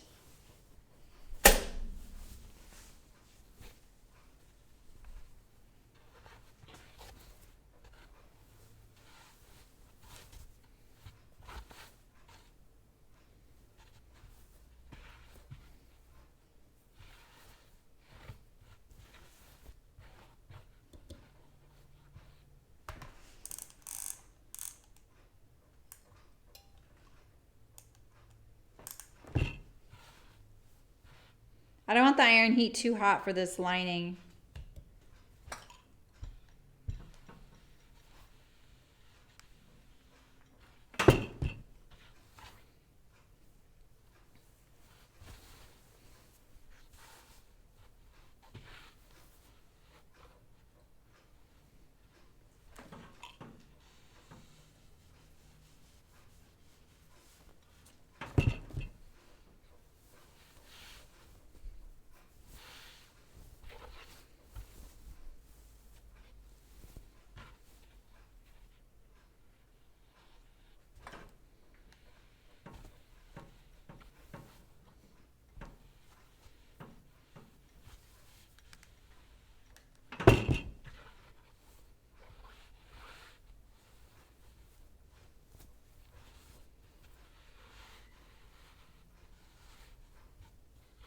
Yes, Rebecca, I got an iron cam, but it's just like one of the extra cameras I already had before I started streaming. So it doesn't have a swing arm, and I can't. I hooked up also a pattern drafting camera, but I can't hook up any more cameras anymore. But my new computer, I'm gonna get the right card in it, so I can add one more for my serger and my home machine. I can swivel cameras around though. So that's what I've been doing.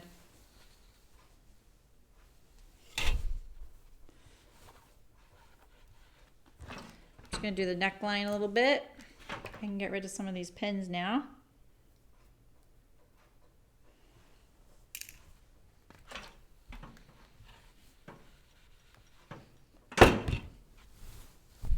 All right.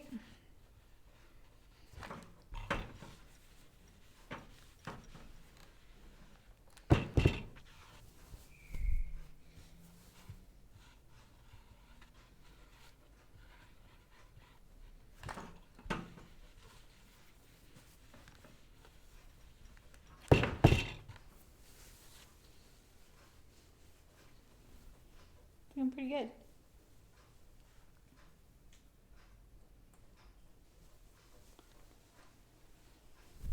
Just gonna do the tie.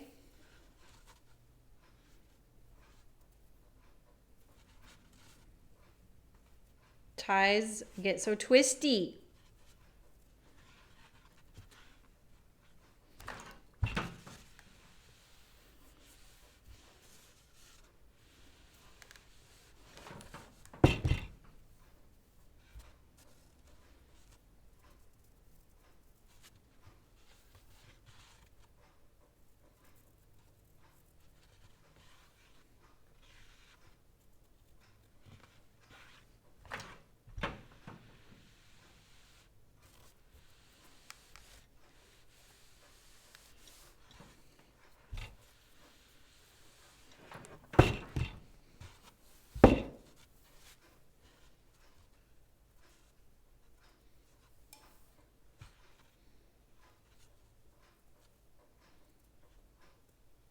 I can't get it to slide.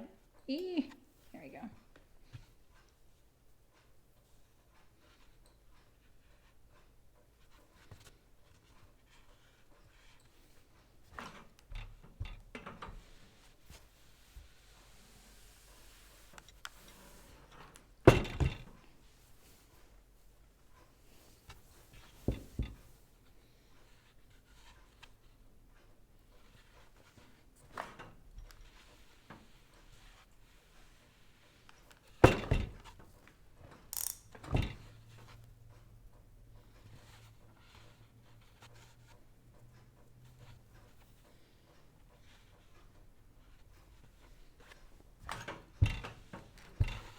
Okay.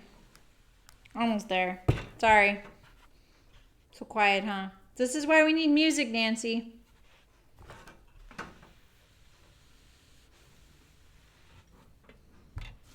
Don't you think, Michelle, we could just put some good gaming music on?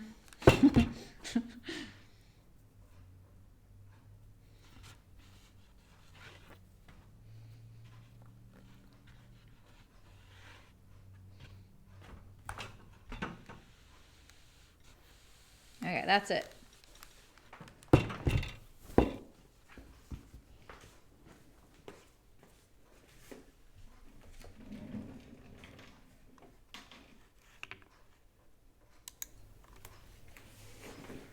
Okay.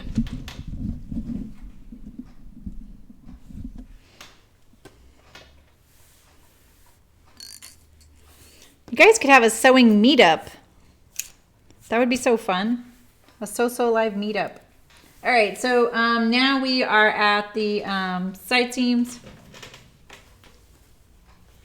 Let's see so far. Oops, this way. It looks different from far away, doesn't it? So now I really could still continue to do these as separate seams.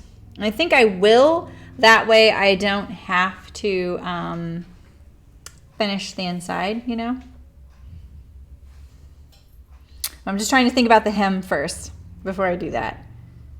Because I wanted to hem over it. And I think I can still do that.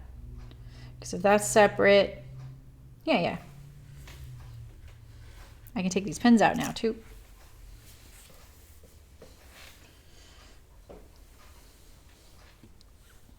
So I can do my lining right sides together. And then my outer seam right sides together. And then I have my hems left.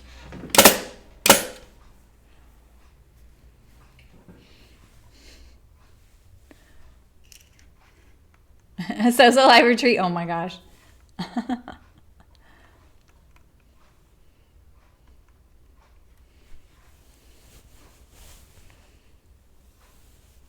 Oh, you have music. We got my daughter a turntable, like a record player, for Christmas. Well, we didn't actually buy it. It was my husband's dad's or his. It was pretty cool. And then we got this Bluetooth receiver, and even though it's a really old record player, the Bluetooth receiver, or that it's a real old what do you call the thing that like controls it all? That the receiver, like the record player goes into the receiver, right? There, we got a little Bluetooth adapter, and she can actually play music through the speakers too, which was kind of cool. Oh, really, Rebecca? Ooh, that's right. You're from the East Coast.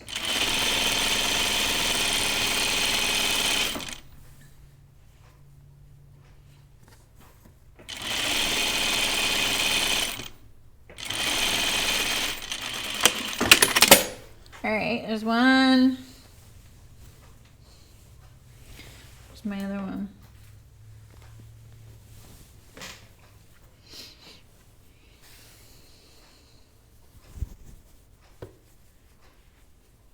I just hope this lining doesn't ride up. That's why I wanted it to be the same size as the dress. But I did make it, see, if I make the, like this, the hem can hang loose, you know?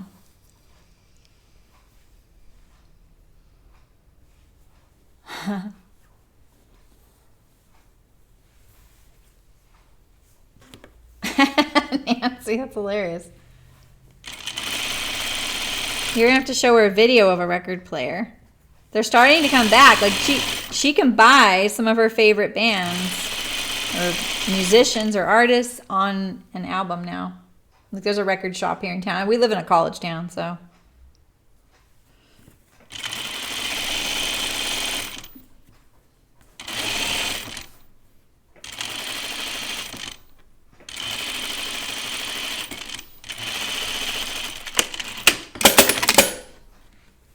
All right.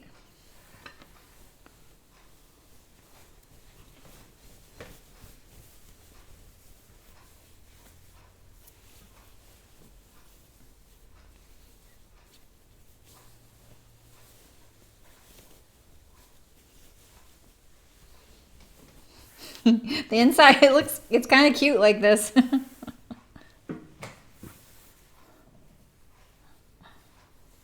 Yeah, right, Carol? All right. I just turned that the wrong way. Okay, let's see. Let's do our other side seams together here.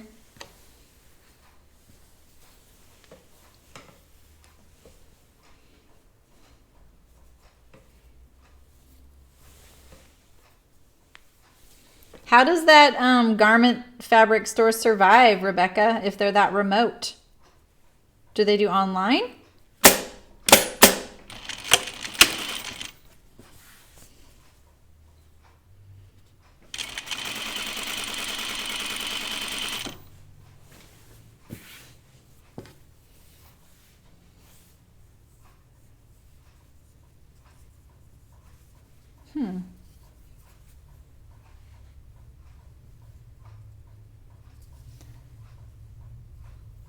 Well, if you guys ever come out west, we'll have your list ready.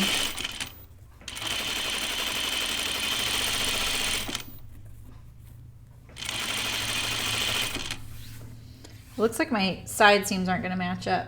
I don't know why that is, but it's annoying. Maybe it's because I didn't cut in the right line. Look at that. That's a lot.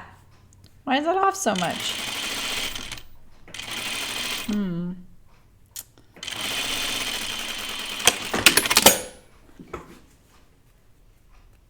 Oh, Rockland's one of the most, oh, so the tourists, okay. It must be pretty. I went to a knitting retreat in Maine. It was my only time I've been there. It was awesome. It was so cool to see it. And for me as a West Coaster, I was really excited about seeing the sun not set there. Like, I'm used to the sun setting over the ocean, and I knew that that was going to be really disorienting, you know? The sun rising over the ocean is such a weird thing to me because it rises over the mountains all my life. It's always risen over the mountains until I moved to Colorado. So that was pretty cool. But then I didn't understand the Maine coast very well. And so the first thing I did when I got into our hotel room, it wasn't a hotel, it was like a retreat place. And was I got like my Google Maps out and I wanted to see which way east and west was, you know? And so I wanted to see like where was the sun going to rise. And I was like, wait a minute. It was so confusing. There was just like water everywhere. Oh, yeah, Olivia. Yeah, we got you. So you want to go to Stone Mountain and Daughter. That's in Berkeley, right, Brooke? And Stone Mountain and Daughter. That's one of the ones I like. Hearts Fabric is in Santa Cruz, so I don't know if you're going to be mobile. Brooke is your hookup. She lives in Napa. She knows. Brooke, where are you taking your fun garment classes at? This didn't line up either, but less. What the heck? And I don't like how I'm getting these munched up back stitches. Look at that. My machine does not like chiffon. It does not want to go back. Okay. I have a fully lined dress now. Very cute. You want to see?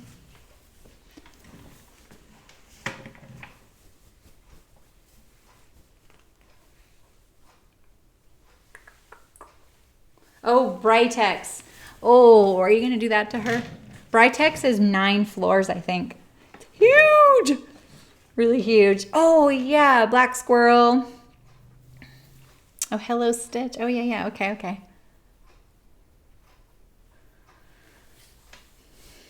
Firebird. That sounds like something I need to know about. Sounds like Phoenix. Okay, so let's see. I'm going to check out where my hems were a little bit misaligned. Can I raise up the camera a tiny bit? I just don't want to bonk the camera.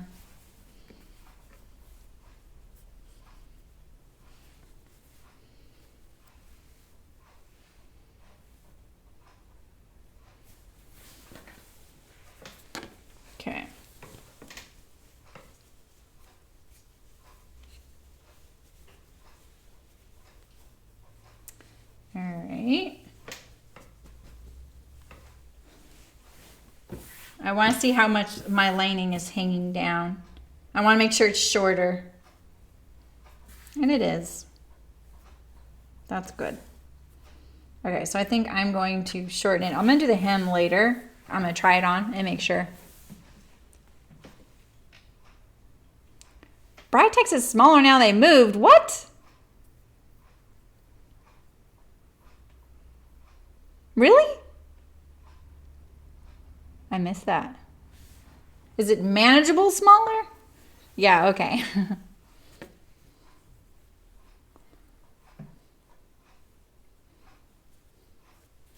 Okay, so I kind of want to hem my sleeves over the lining like this and then stitch it down like that. Okay, but the thing is, if I do that and it doesn't line up very well, I can get some torquing. Oh, that's cool, Julia. Did you get anything fun? I kind of need to look on a big table. I really want to walk over to my table. That's what I would do if I were alone. Let's see. I would run and try this on. I forgot the pockets. You guys are slacking. Yes, Louise. Exactly, Louise. I forgot the pockets. We've been streaming 2 hours. Do I stop and put them in right now?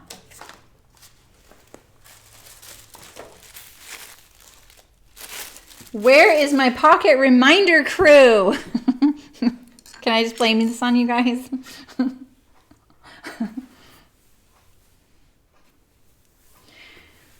Womp womp.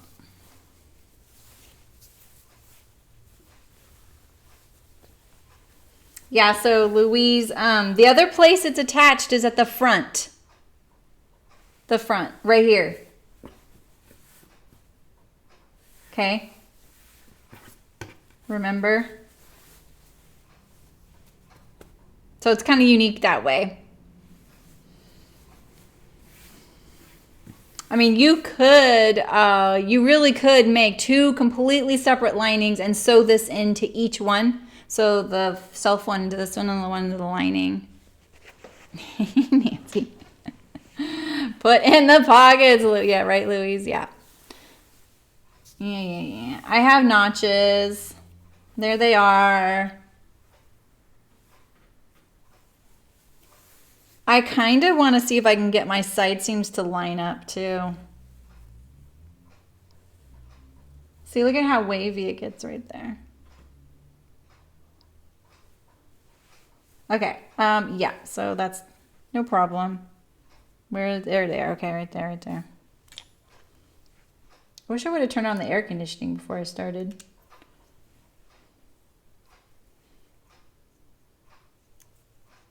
At least taking out a seam in chiffon is easy peasy.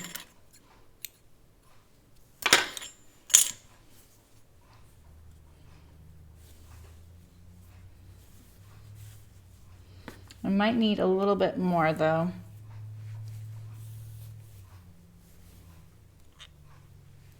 Let's go a little bit more above and below. I mean, this is how, say you have a garment, like a store-bought garment, and you want to add pockets. This is how you do it.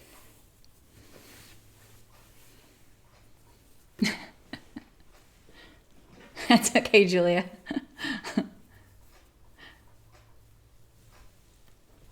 Yeah, it is, right? Okay, so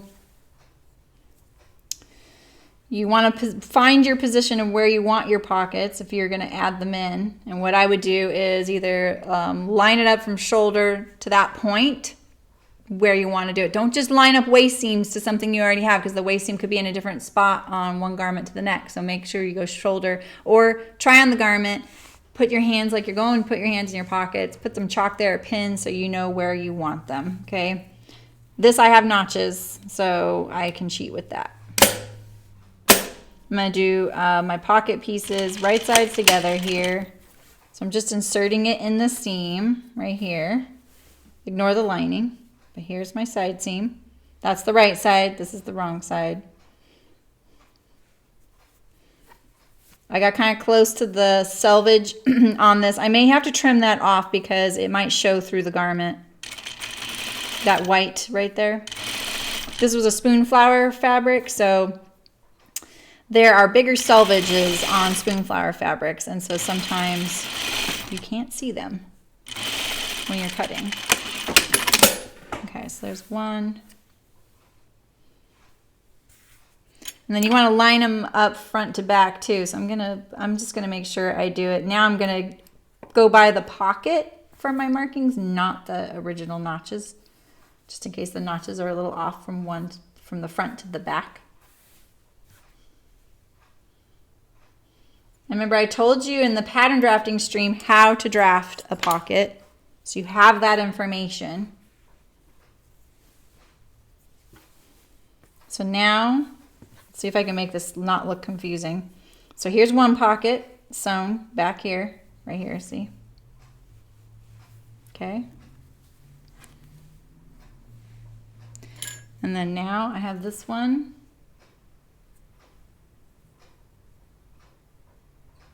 I'm gonna line them up.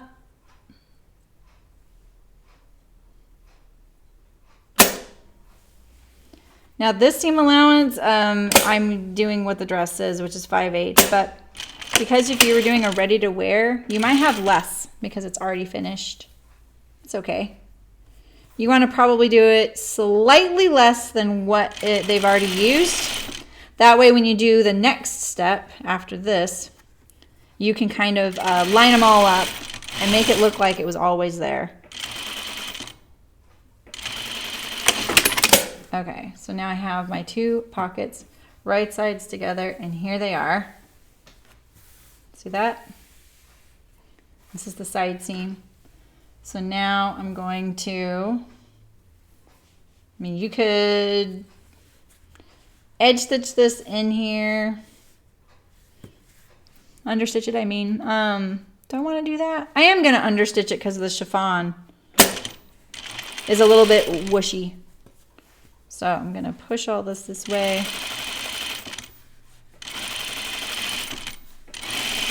Understitch it.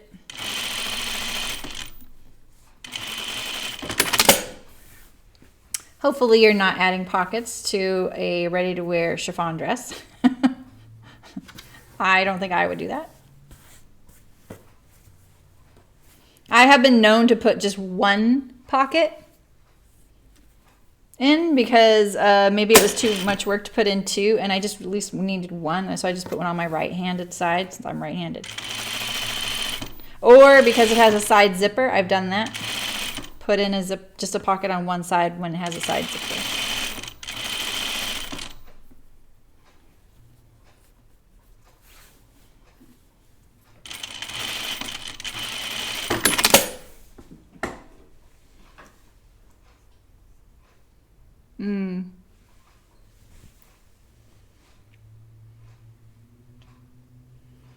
Wow, people are still using silk noil. I used to love silk noil.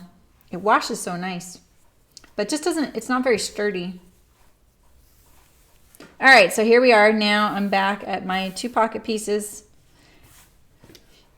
I'm gonna try and make these blend in with the side seam. So what I'm gonna do, we're pretending like this is ready to wear, right? I wanna line up these seams best I can right here, not the understitching, which is a little wiggly, but the seam. And I'm going to sew straight down here, just to the left of all these seams, and then pivot and go around the pocket.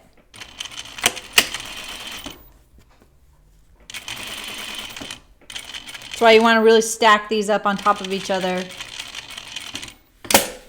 And now I'm going to pivot, go around the pocket.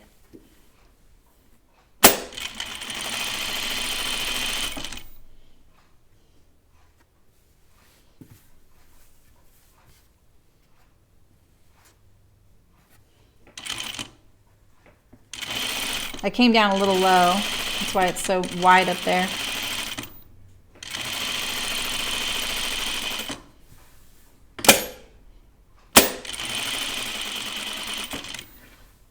Now, because my pocket's on the inside of the garment between lining and the outer, I don't need to finish the edges. So if you were putting these in ready to wear, just finish the edges before you sew it all together.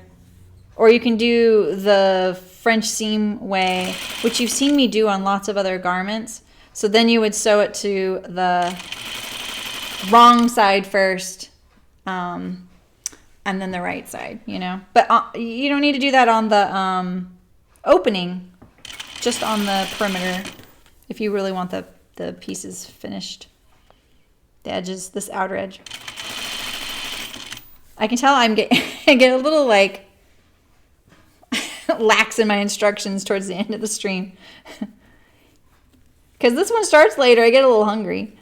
Okay, so now I really want to line up my seams again here. I can feel one going this way. There's like, I can feel it. Let's see if we can see it in there. See it? Okay. Let's try and get it lined up. Stacked right on top of itself.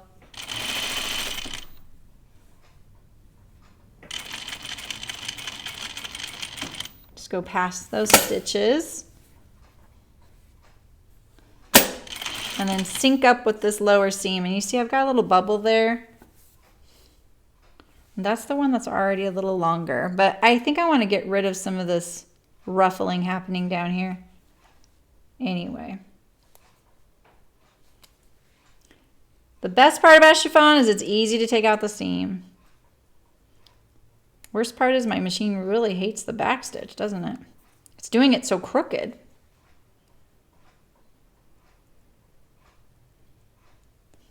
Come on.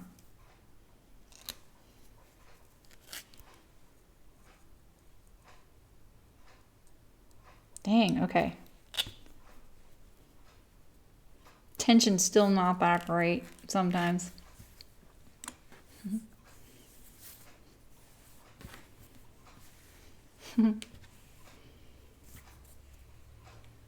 My local yarn store is having a sale too. Oh, because it's LYS Day. That's right. I forgot. They're having a really big sale at mine. Yeah, these are really misaligned.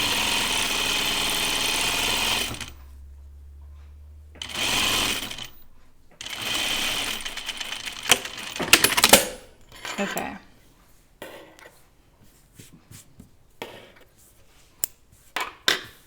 All right, pocket rescue complete. Let's see how it looks.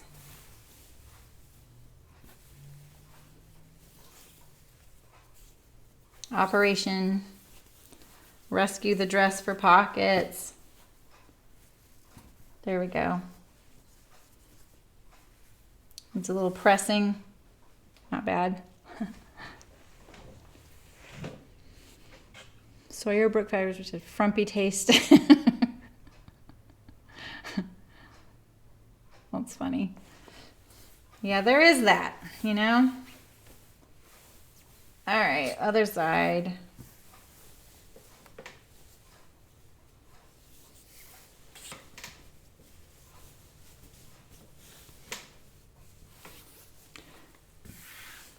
I feel like I'm sewing really slowly right now, but, you know, I am going to be able to finish a whole dress today, which is kind of nice.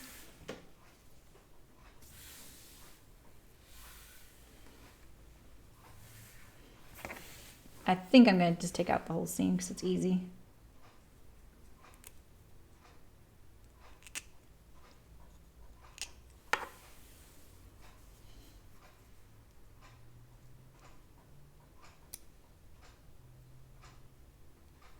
I think what's happening is my feed dogs they're differentiating the fabric. So that's why like they're not lining up, because they're lining up opposite from each other. So it's probably my machine doing this, which is a bummer.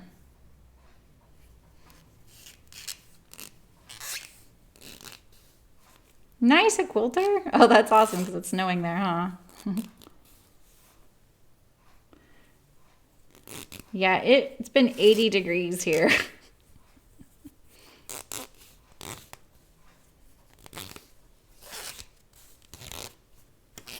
All right, the seam's gone now.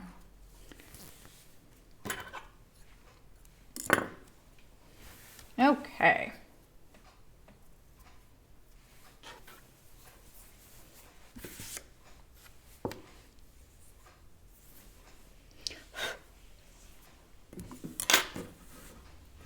right sides together again. Where's my notches? Here's one. There's one. Okay, perfect.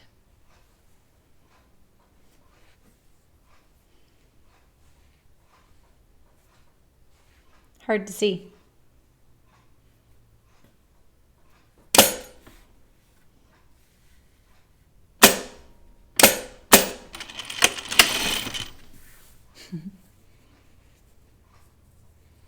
'40s. Oof.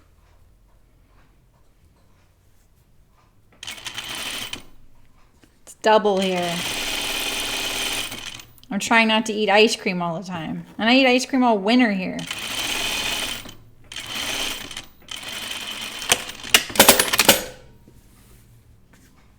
Understitch.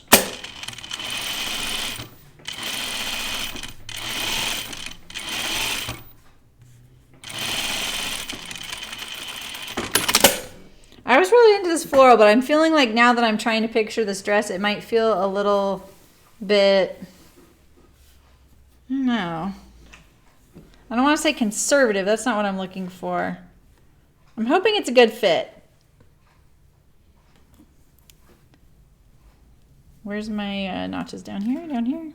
There we go. Barely notched that, dang. Oh, I wanted to check to see if my white selvage was showing through the outside, but I did notice. Okay, I'm going to start from the top and go down just like I did on all the others. That way it's consistent, and any misalignment is consistent because of the feed dogs kind of feeding at different rates than the top, you know?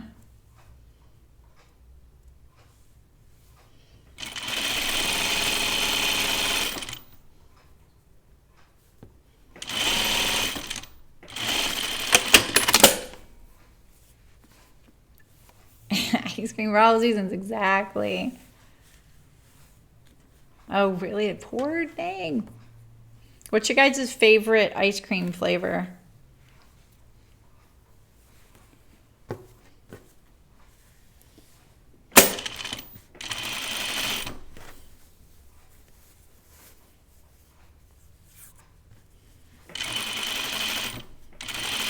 And do you like it on a cone? I want to know if you like it on a cone. I love ice cream on a cone. And I don't like the sugar cone. I like the plain cone. The one that nobody likes that tastes like paper. That's the one I like. But I really like savory and sweet together a lot. And I feel like that offers a really good like juxtaposition to the ice cream. Did I already understitch that? I don't even remember doing that. And I just did it. Okay. Sewing in my sleep here. Salted caramel, okay, okay. Chocolate, coffee, pistachio. Oh, yeah, yeah. Yeah. Louise, you like it in the tub. I love it. I like Jenny's, but I had McConnell's, and it was better. I know that's fighting words for a lot of people, but I got subscriptions to both, and the McConnell's was far better than the Jenny's. And they're in Santa Barbara, California, and I'd never heard of them. So, lining up my seams again. And it's looking kind of janky right there. Rotating. Mine is chocolate and peanut butter, and I like mint. I love mint everything. Mocha almond fudge.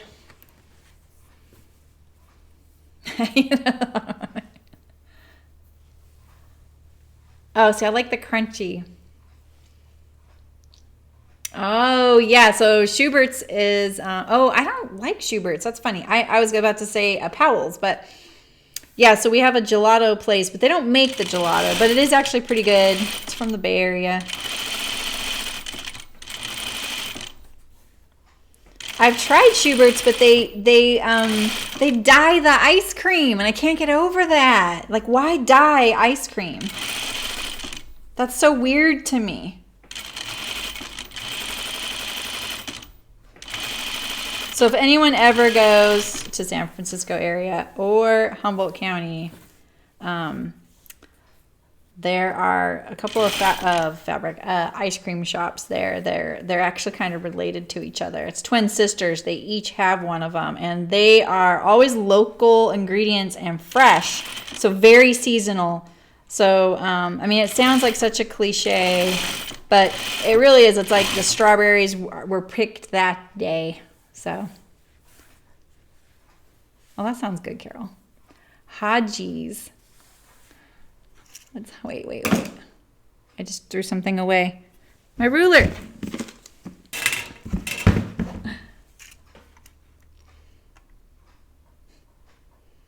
Oh, you want to see, Cindy? I am making the Charlie Caftan. Oops, sorry, it's a little bright. There we go. I'm wearing one right now. I'm catching up on chat. You guys are talking a lot. I love it.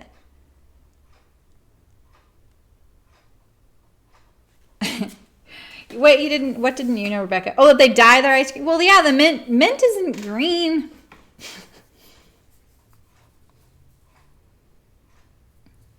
They do a few things. I'm just not a big fan. I was not impressed. It did not taste very special. I hate to say that, but I'm a really big into ice cream, and I've been around really good little shops, and theirs just tastes like, I don't know, it just tasted like store-bought to me. I know locally, you guys, that's fighting words for people here, so sorry, but I like the, you know, the local thing, but I don't go there. I just go to Powell's if I'm downtown. It's not called Powell's anymore either. So I got my side seams to line up a tad better this time, not even trying, which is honestly kind of annoying because the other one doesn't line up. All right, let's see how it looks. What I'm looking for when I sew a pocket is how well I did right here at these junctures. My tension is not that great right now. I'm hoping it's not an issue. I really want these to line up pretty good because I want the pocket to be fairly invisible. And I want it to sit on the inside of the garment. So once it's pressed, it'll be pretty good. See that? Don't typically top stitch the outside, which would make it behave better, right? Oh, you're a salty fan, Nancy? What is cloudberry? Yeah, Salt and Straw's pretty good. Salt and Straw's I don't know if they're from Portland, but I feel like they started there. All right, I'm not going to do the hem, the bottom hem, because I'm a little nervous about the misalignments on the side seam, and I want to make sure the length works for me first. But I will try and hem these sleeves. It may be a little fiddly since I'm lining it, but let's just see. I'm just going to kind of flatten this out everywhere and see where it lands, because I don't want any pulling.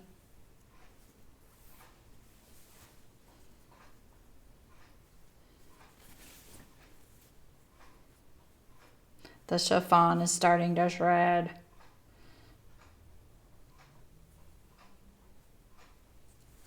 Okay, this is my front. This is my front. Push my seam. It's my underarm seam, so I'm not going to open it up because there's a curve and it's a caftan. It's not a set-in sleeve. So there's that. All right, I'm going to pin this right here while I decide how it's lining up everywhere.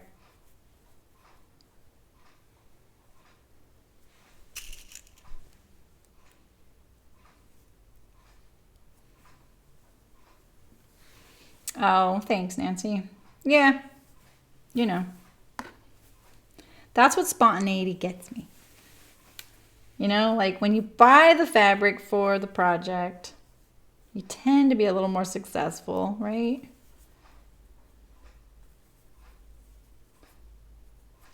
So I'm just going to pin this in a couple of spots and then see how it hangs before I commit. I made this lining go to the fold of the sleeve hem because like I said, I was really cutting it close on the lining, and that was one way I could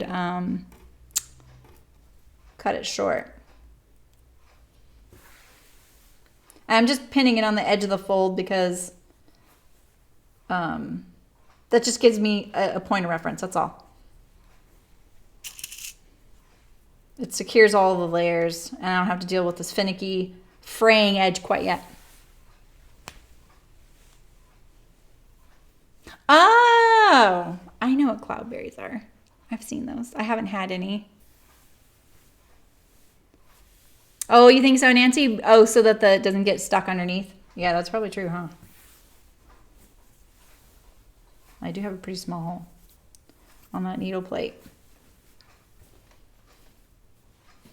All right, so I didn't really have any issues sewing my bodice together. It's why I'm kind of trusting that how I cut it out isn't going to give me any issues with the lining up of these hems on the sleeves.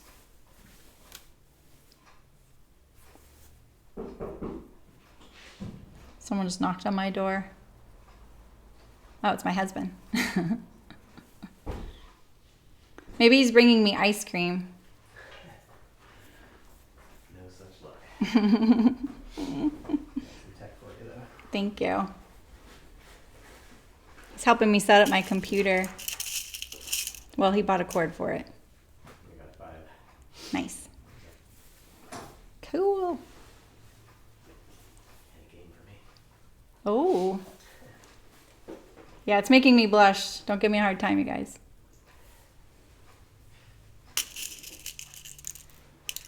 Thank you. Appreciate it. No problem. I'm almost done. All right. They're watching me struggle. Oh, yeah. Yeah.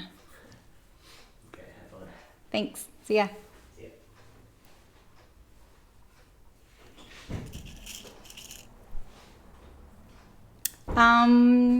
I only do Julia when it's bias cut. And then I do it for a couple days. Hang things overnight.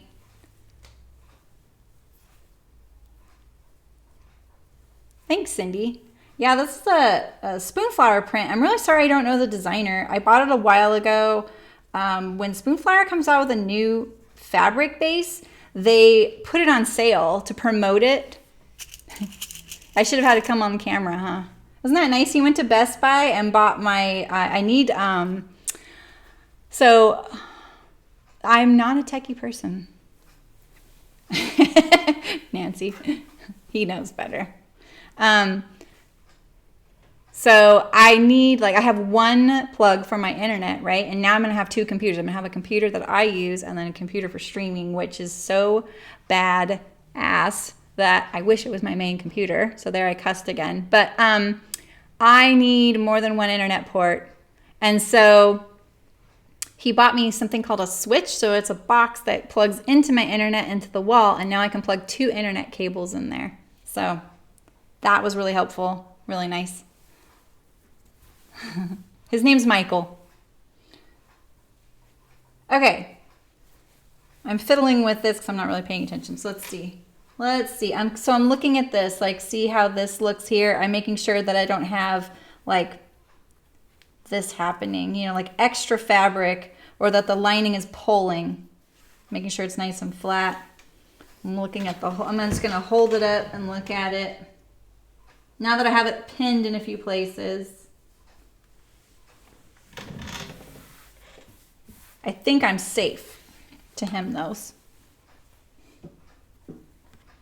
He's always been a good sport. I used to sew things like button-down shirts for him when we first met. And he's really supportive. Okay. And we met each other basically in this business. So it always helps to meet your person doing what you're doing so they know what you're going to be doing. I bought this on Spoonflower, Cindy. Spoonflower is a website where you can design your own fabric, and other people design fabrics too. I am not a fabric designer. I do have a couple fabrics on there. You can find me. I made a knit print that has done really, really well.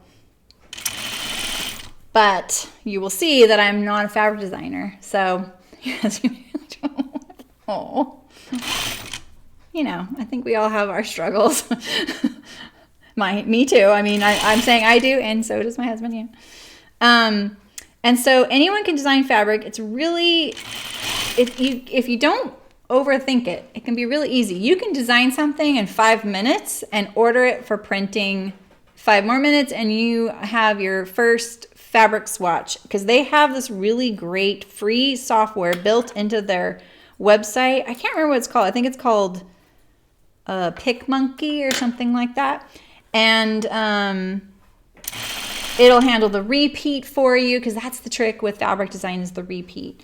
And Spoonflower has, I want to say, about 18 different fabric bases. So you have lots of choices, and chiffon was one of them. So when they added chiffon, they usually let you know that they have a new fabric base and that it's 25% off. And that's when I bought it. So I was like, oh, okay, cool. I want to try that. So I just never made anything with it. Oh my God, there's threads everywhere. So you can upload a picture, you can make it private, you can sell it, you can do whatever you want with it. It's really cool. And then they have cheater quilt software, which is really fun. That's like the worst hem ever right there. Don't look at that. I really love Spoonflower. I'm not paid by them. But I think Carol might be under Chicken Boots. Or Sarami, maybe, I think Chicken Boots. I used to have a link to it on my website, but I pulled that off. I'll put it back someday once I get it all rebuilt. I just ordered myself a, I should show it to you guys, but there's no way for anyone to get one yet. I should do something like this, but I just ordered myself a mouse pad. I'll show you. It turned out so good.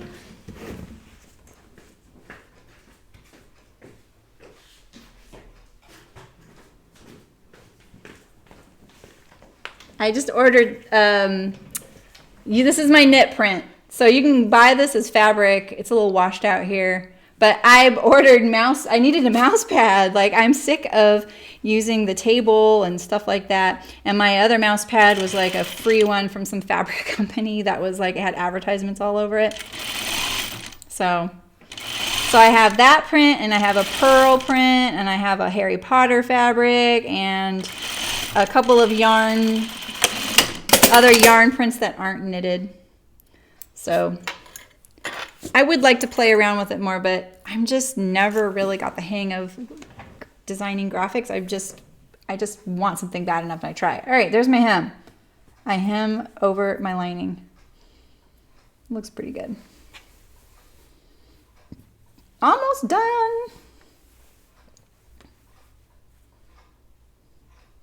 The chiffon is now starting to show its thread. Ah, thank you, Brooke. That's so nice of you. Yes, there are a lot. Okay, I'm going to warn you guys. Spoonflower, rabbit hole.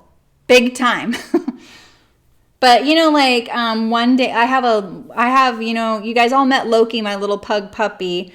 And then, oh, I know, Rebecca, you guys bought the rest of my knit print that I had, and then it's at the fabric store locally. Isn't that funny? It's just a little bit, but you can buy it at Spoonflower.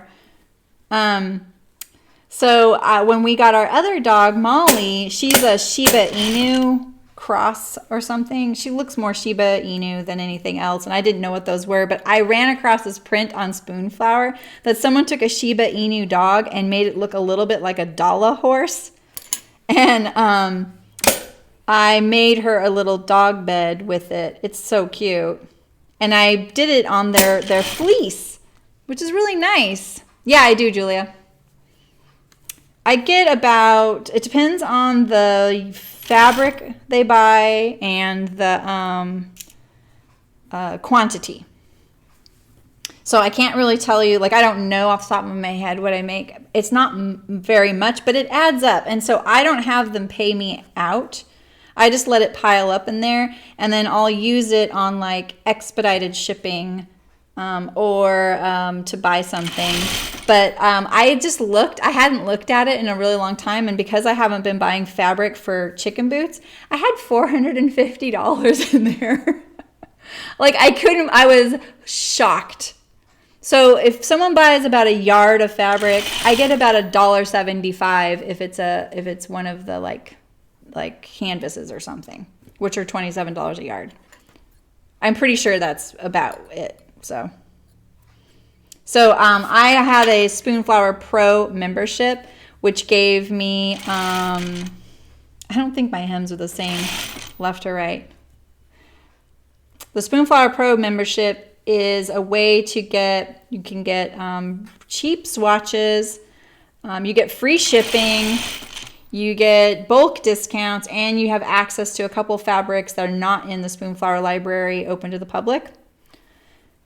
And I was going to let that pro membership go this year until I saw that, and because I really hate to let it go, because you also have your own personal rep and they really help you out and they answer right away. But I was buying a lot of fabric there a year, you know, a lot. So when you're doing that, it paid for itself. Like I was saving $700 a year on fabric, because their fabric's really expensive because it's custom printed.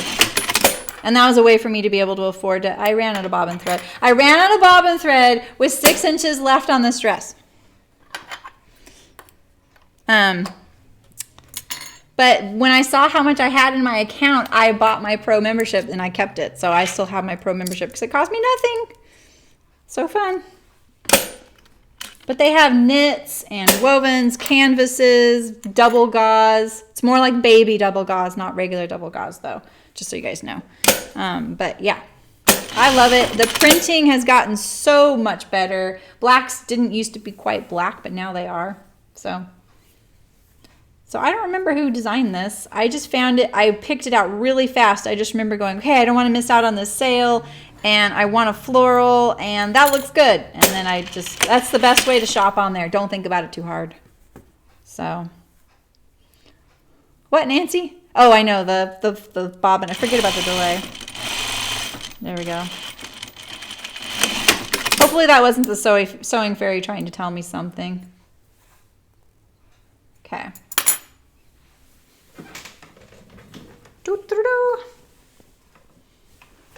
I just want to look at my sleeves, make sure there's no pulling. See, like there's pulling right there. Oh, but that's okay. That's just my lining. All right. I may need to clip my curve in the underarm. Oh, see, now that was not good. Why did I do that? Phew. Right? Murphy's Law, exactly. All right, here we go. It's pretty cute. You guys think it's not like, it's not 90s or something?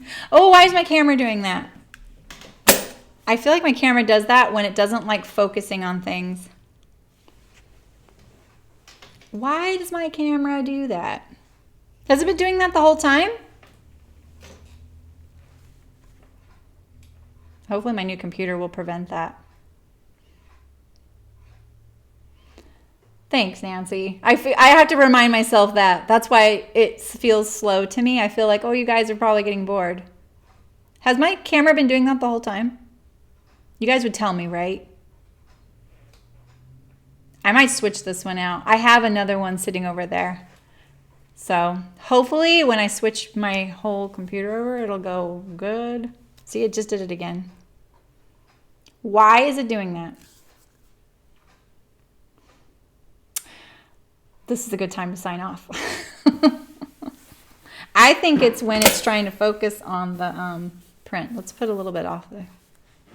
Yeah, it's some kind of, right? You think, I know. I don't know why it does that though. Okay, it just started. Maybe it's how long? 2.5 hours on the mark. Cool, well, I'm happy how this came out, because especially since I threw together what I was going to do yesterday, and it just kind of hit me.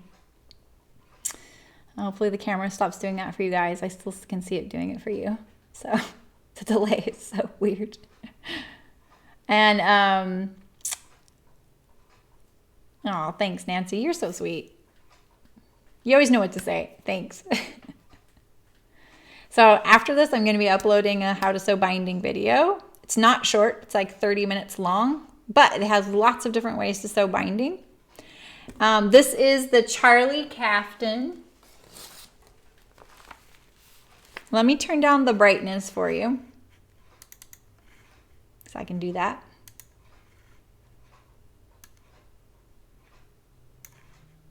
Ah, that's better, huh? So it's number 12, Closet Case Patterns. And let's see, it goes to a 46-inch bust. It's pretty loose as well, so there's a lot of ease. But it's only going up to a 46-inch bust, 48-inch hip. There's the back view. Back view. There's a pleat version or a gather version. Nice, Malin. Good job.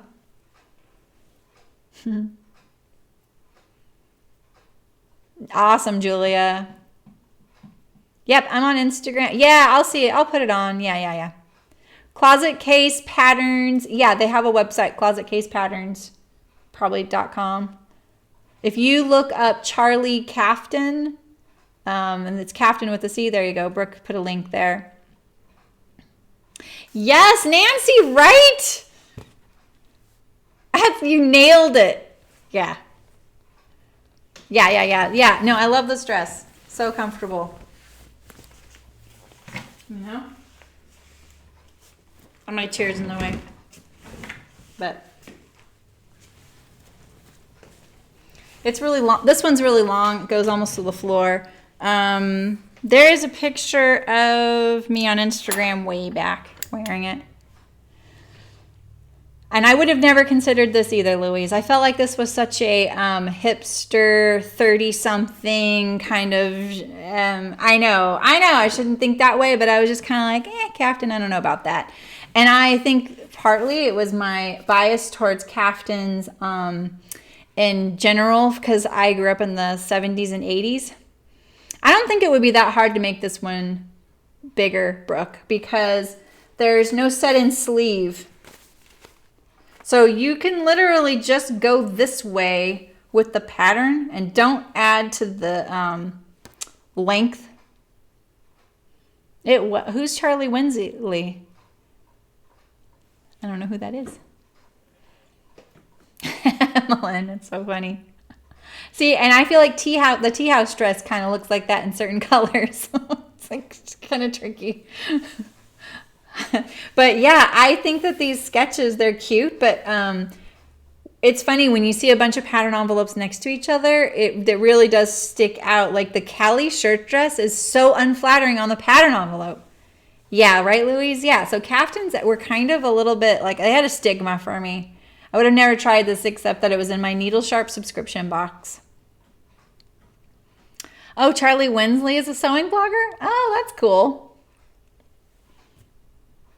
So this is a pleat. I wore that one yesterday. There's a picture of me on Instagram, kinda. You can kind of see me wearing it. It was a really quick picture. I like the pleated version, and I like that dress. It's really comfortable, but I probably would do even that one in a drapier fabric. Oh, closet are named after. Oh, all of them. Oh, I didn't know that. So the Callie. Oh, okay. Well, that makes sense because the Jessica blazer. They keep talking about her. Okay. And you guys teach me things all the time. I love it.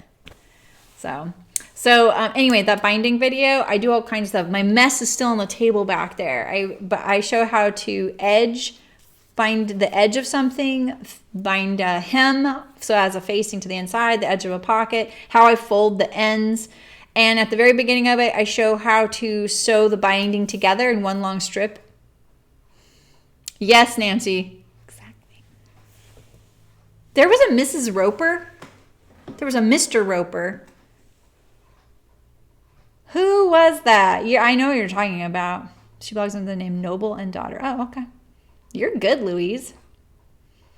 Yeah. Yes, Mrs. Roper. I remember now. I loved that show when I was a kid.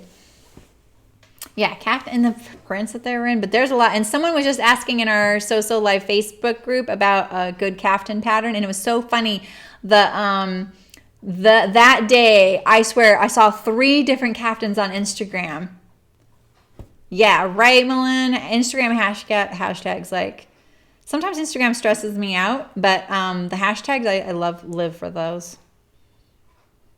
Yeah, so Threads Company.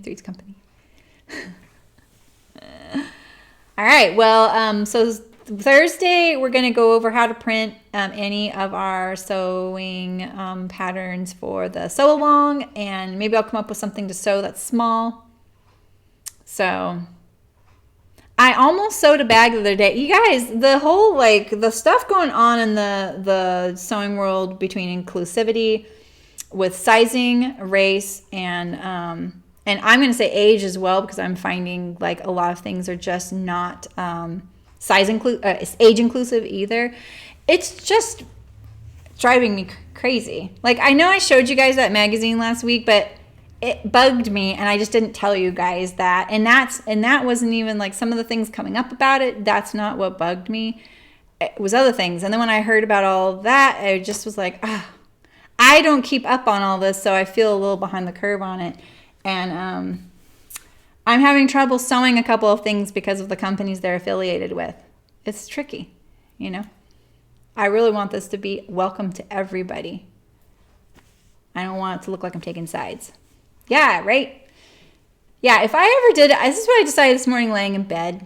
All the things I think of when I'm laying in bed half asleep. If I ever did a sewing pattern company, it would be geared towards women over 45.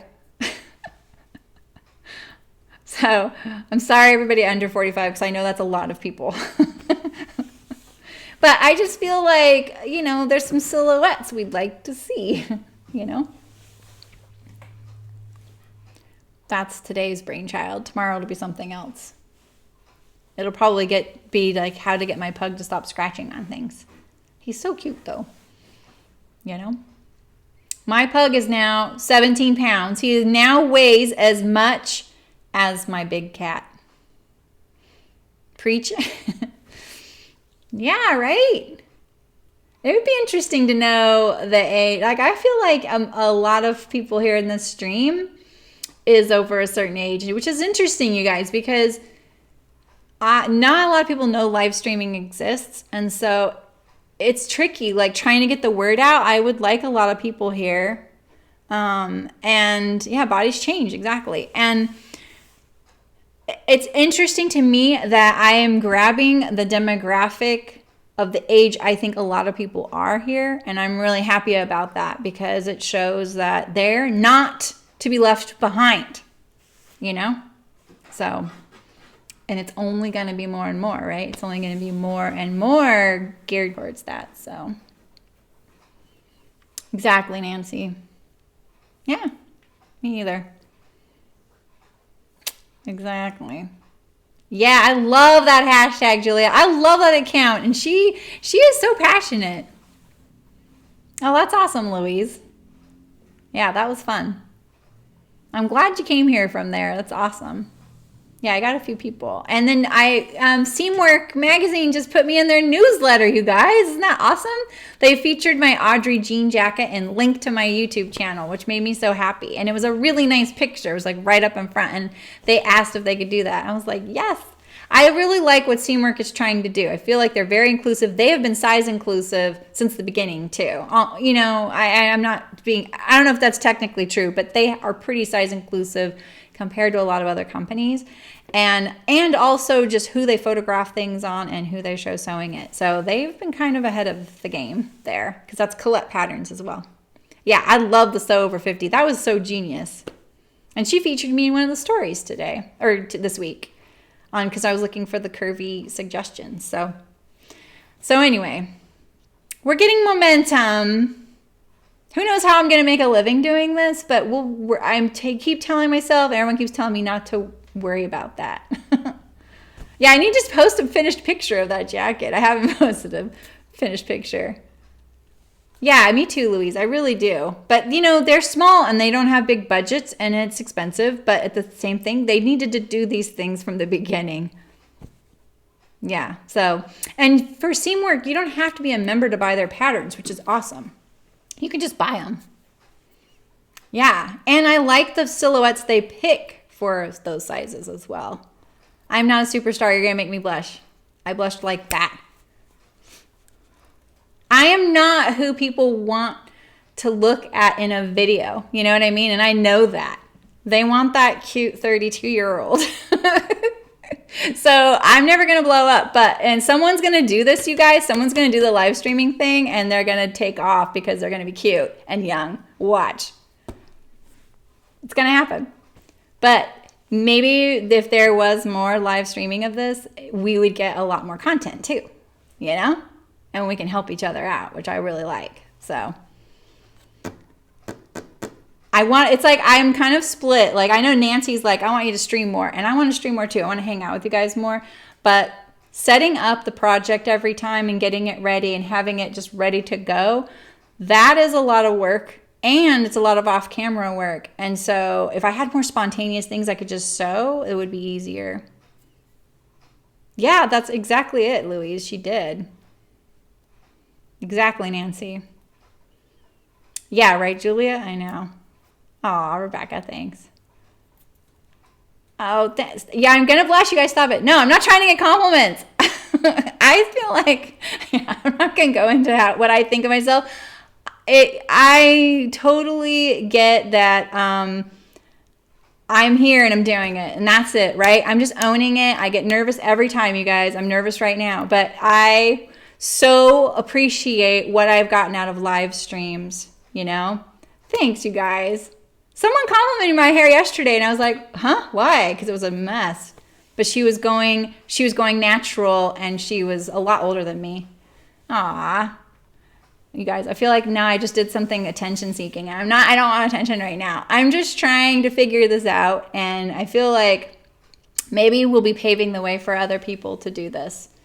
And there will be different kinds of streams. And you know what? Carol, that's adorable. That's a good word you coined there. I love it.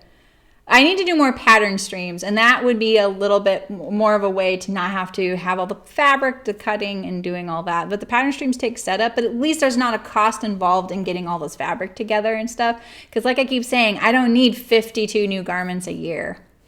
You know? So I need a sidekick, right? And it's not my pug puppy, so don't start, you guys.